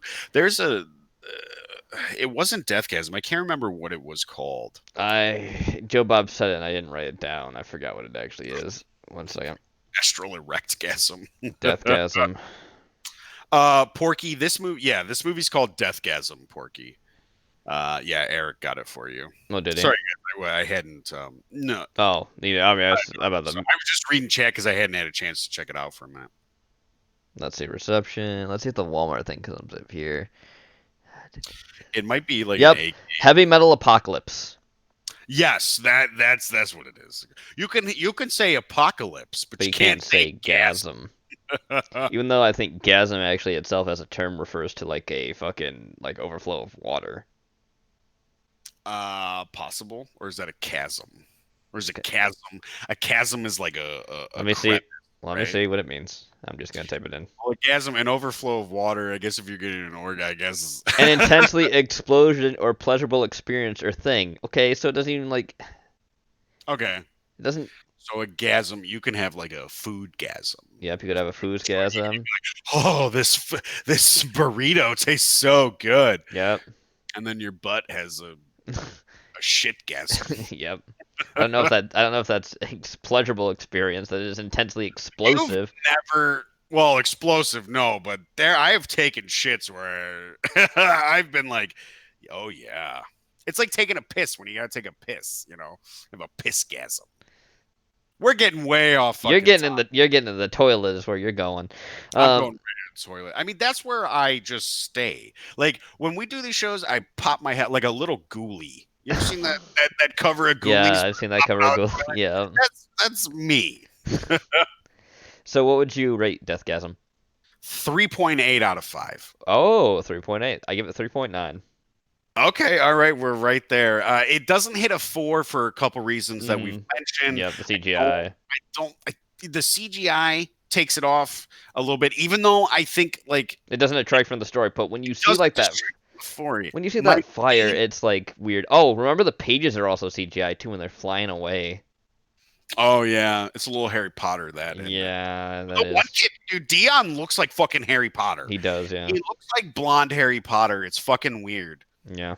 Like he looks just like Daniel Radcliffe. Yeah. My main problems with this movie are the cult chick. Yeah, right? she's annoying. She's a bad actress, and the ending where she just looks like a fake. Yeah, metal chick. Yeah. And the trivium patch. Yeah, the trivium is pretty bad. Really sort of fucked with me because he's almost always wearing that jacket and it's right there. Yeah. And you can see it and you have a trivium. First of all, he's got a trivium patch above a guar patch. Ooh, man. Fuck you. Yeah, that's... Burn your jacket and start over. You really need to. Look, there are people out there who probably like Trivium, and that's fine. But for me, I heard Trivium's been around for like over a decade probably now. And when I first heard Trivium, I was like, what is this shit? I was like, they're like, that's Trivium. And I was like, never play that again. Never. I'd rather listen to Strapping Young Lad than Trivium. Would you rather listen to Tool than Trivium? Yes. Oh, that's... At least Tool doesn't pretend they're metal, but there are Tool songs that I enjoy. I'm at this point in my life, I'm over Tool. We watched that video about that guy. Like, oh, we've listened to Tool before. I'm sort of over Tool at this point, you know. Yeah.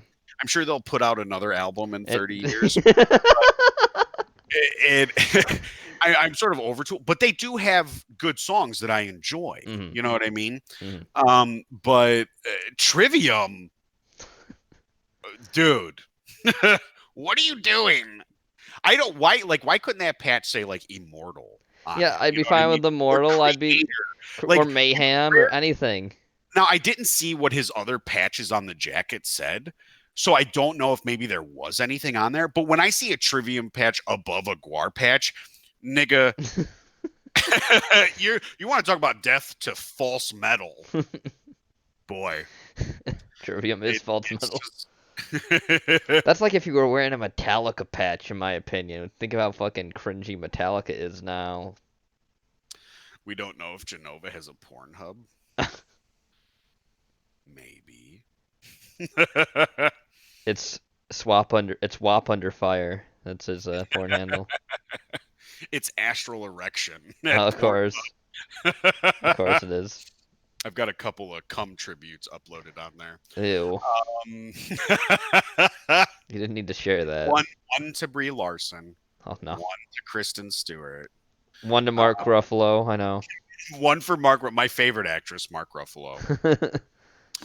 But yeah, I highly recommend Deathgasm. Yeah, I do too. If you haven't seen it, if you're a fan of the music, if you're a fan of horror and horror comedy, this movie is right up there. The Kiwis, they did a fantastic job with this.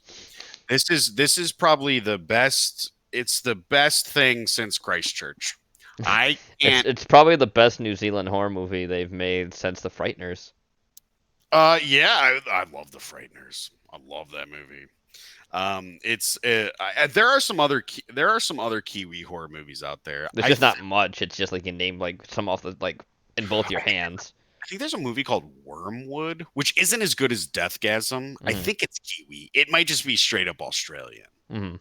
So, but, hello? Uh-oh. Somebody just knock on my garage? Satan did. Get out of here, Satan.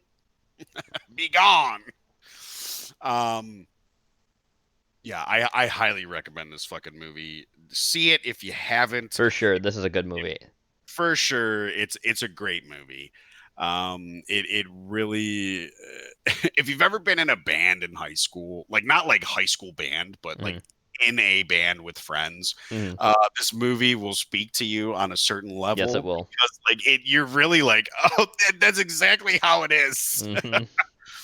But the Black Hymn is like metal. It's Yeah, like it's metal. this real like this fucking dirge. Yes, and it's a dirge. It's awesome. So I would definitely, I highly recommend it. Yes. 3.8 out of 5 from me. 3.99. Yep, from Gene. And you know what, Gene? I might go with the 3.9 if I watched it again, because there are some things that can be forgiven. Yeah. But it doesn't just quite get a 4 because of some glaring things, though, obviously. But I'm a bass player, Porky. It's the FBI ready to detain. It's the FBI ready to detain Jenova for his porn account. That's who's knocking at my door, Kim. Well, I thought they said they were gonna fire you anyways. That "get out of here" sounded like Plinkett. Oh, Eric, you made my night. I love Plinkett. I did it accidentally, so I probably couldn't do it again. No. But if we find out Jenova is really goatsy, this channel is fucking canceled. Says Sweets. Ew. Yes, ew. 100% ew. But with that, I think we've come to the end tonight. Yeah, I just realized that it is 5 minutes overtime. 5 minutes overtime, but you know, yeah. The last 2 times we did this, we were about 15 minutes under time. Yes, we were, so it kind of evens out things, but it evened itself out, and that works just fine. So that is going to do it for us tonight, folks. We will be back Friday doing the Canadian Boogaloo. Yeah, the air hockey Boogaloo is what we'll be doing on Friday at 9 p.m. Eastern Standard Time. And tomorrow I will be back on my channel talking about Creator.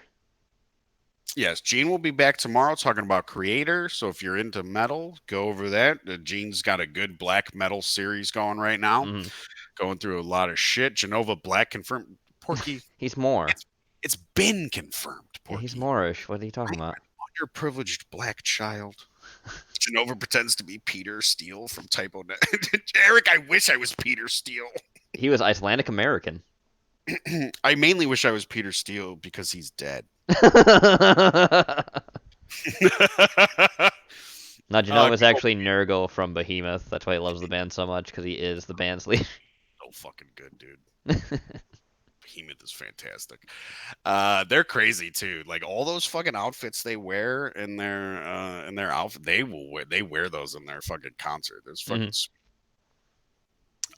brutal, says Porky. Okay.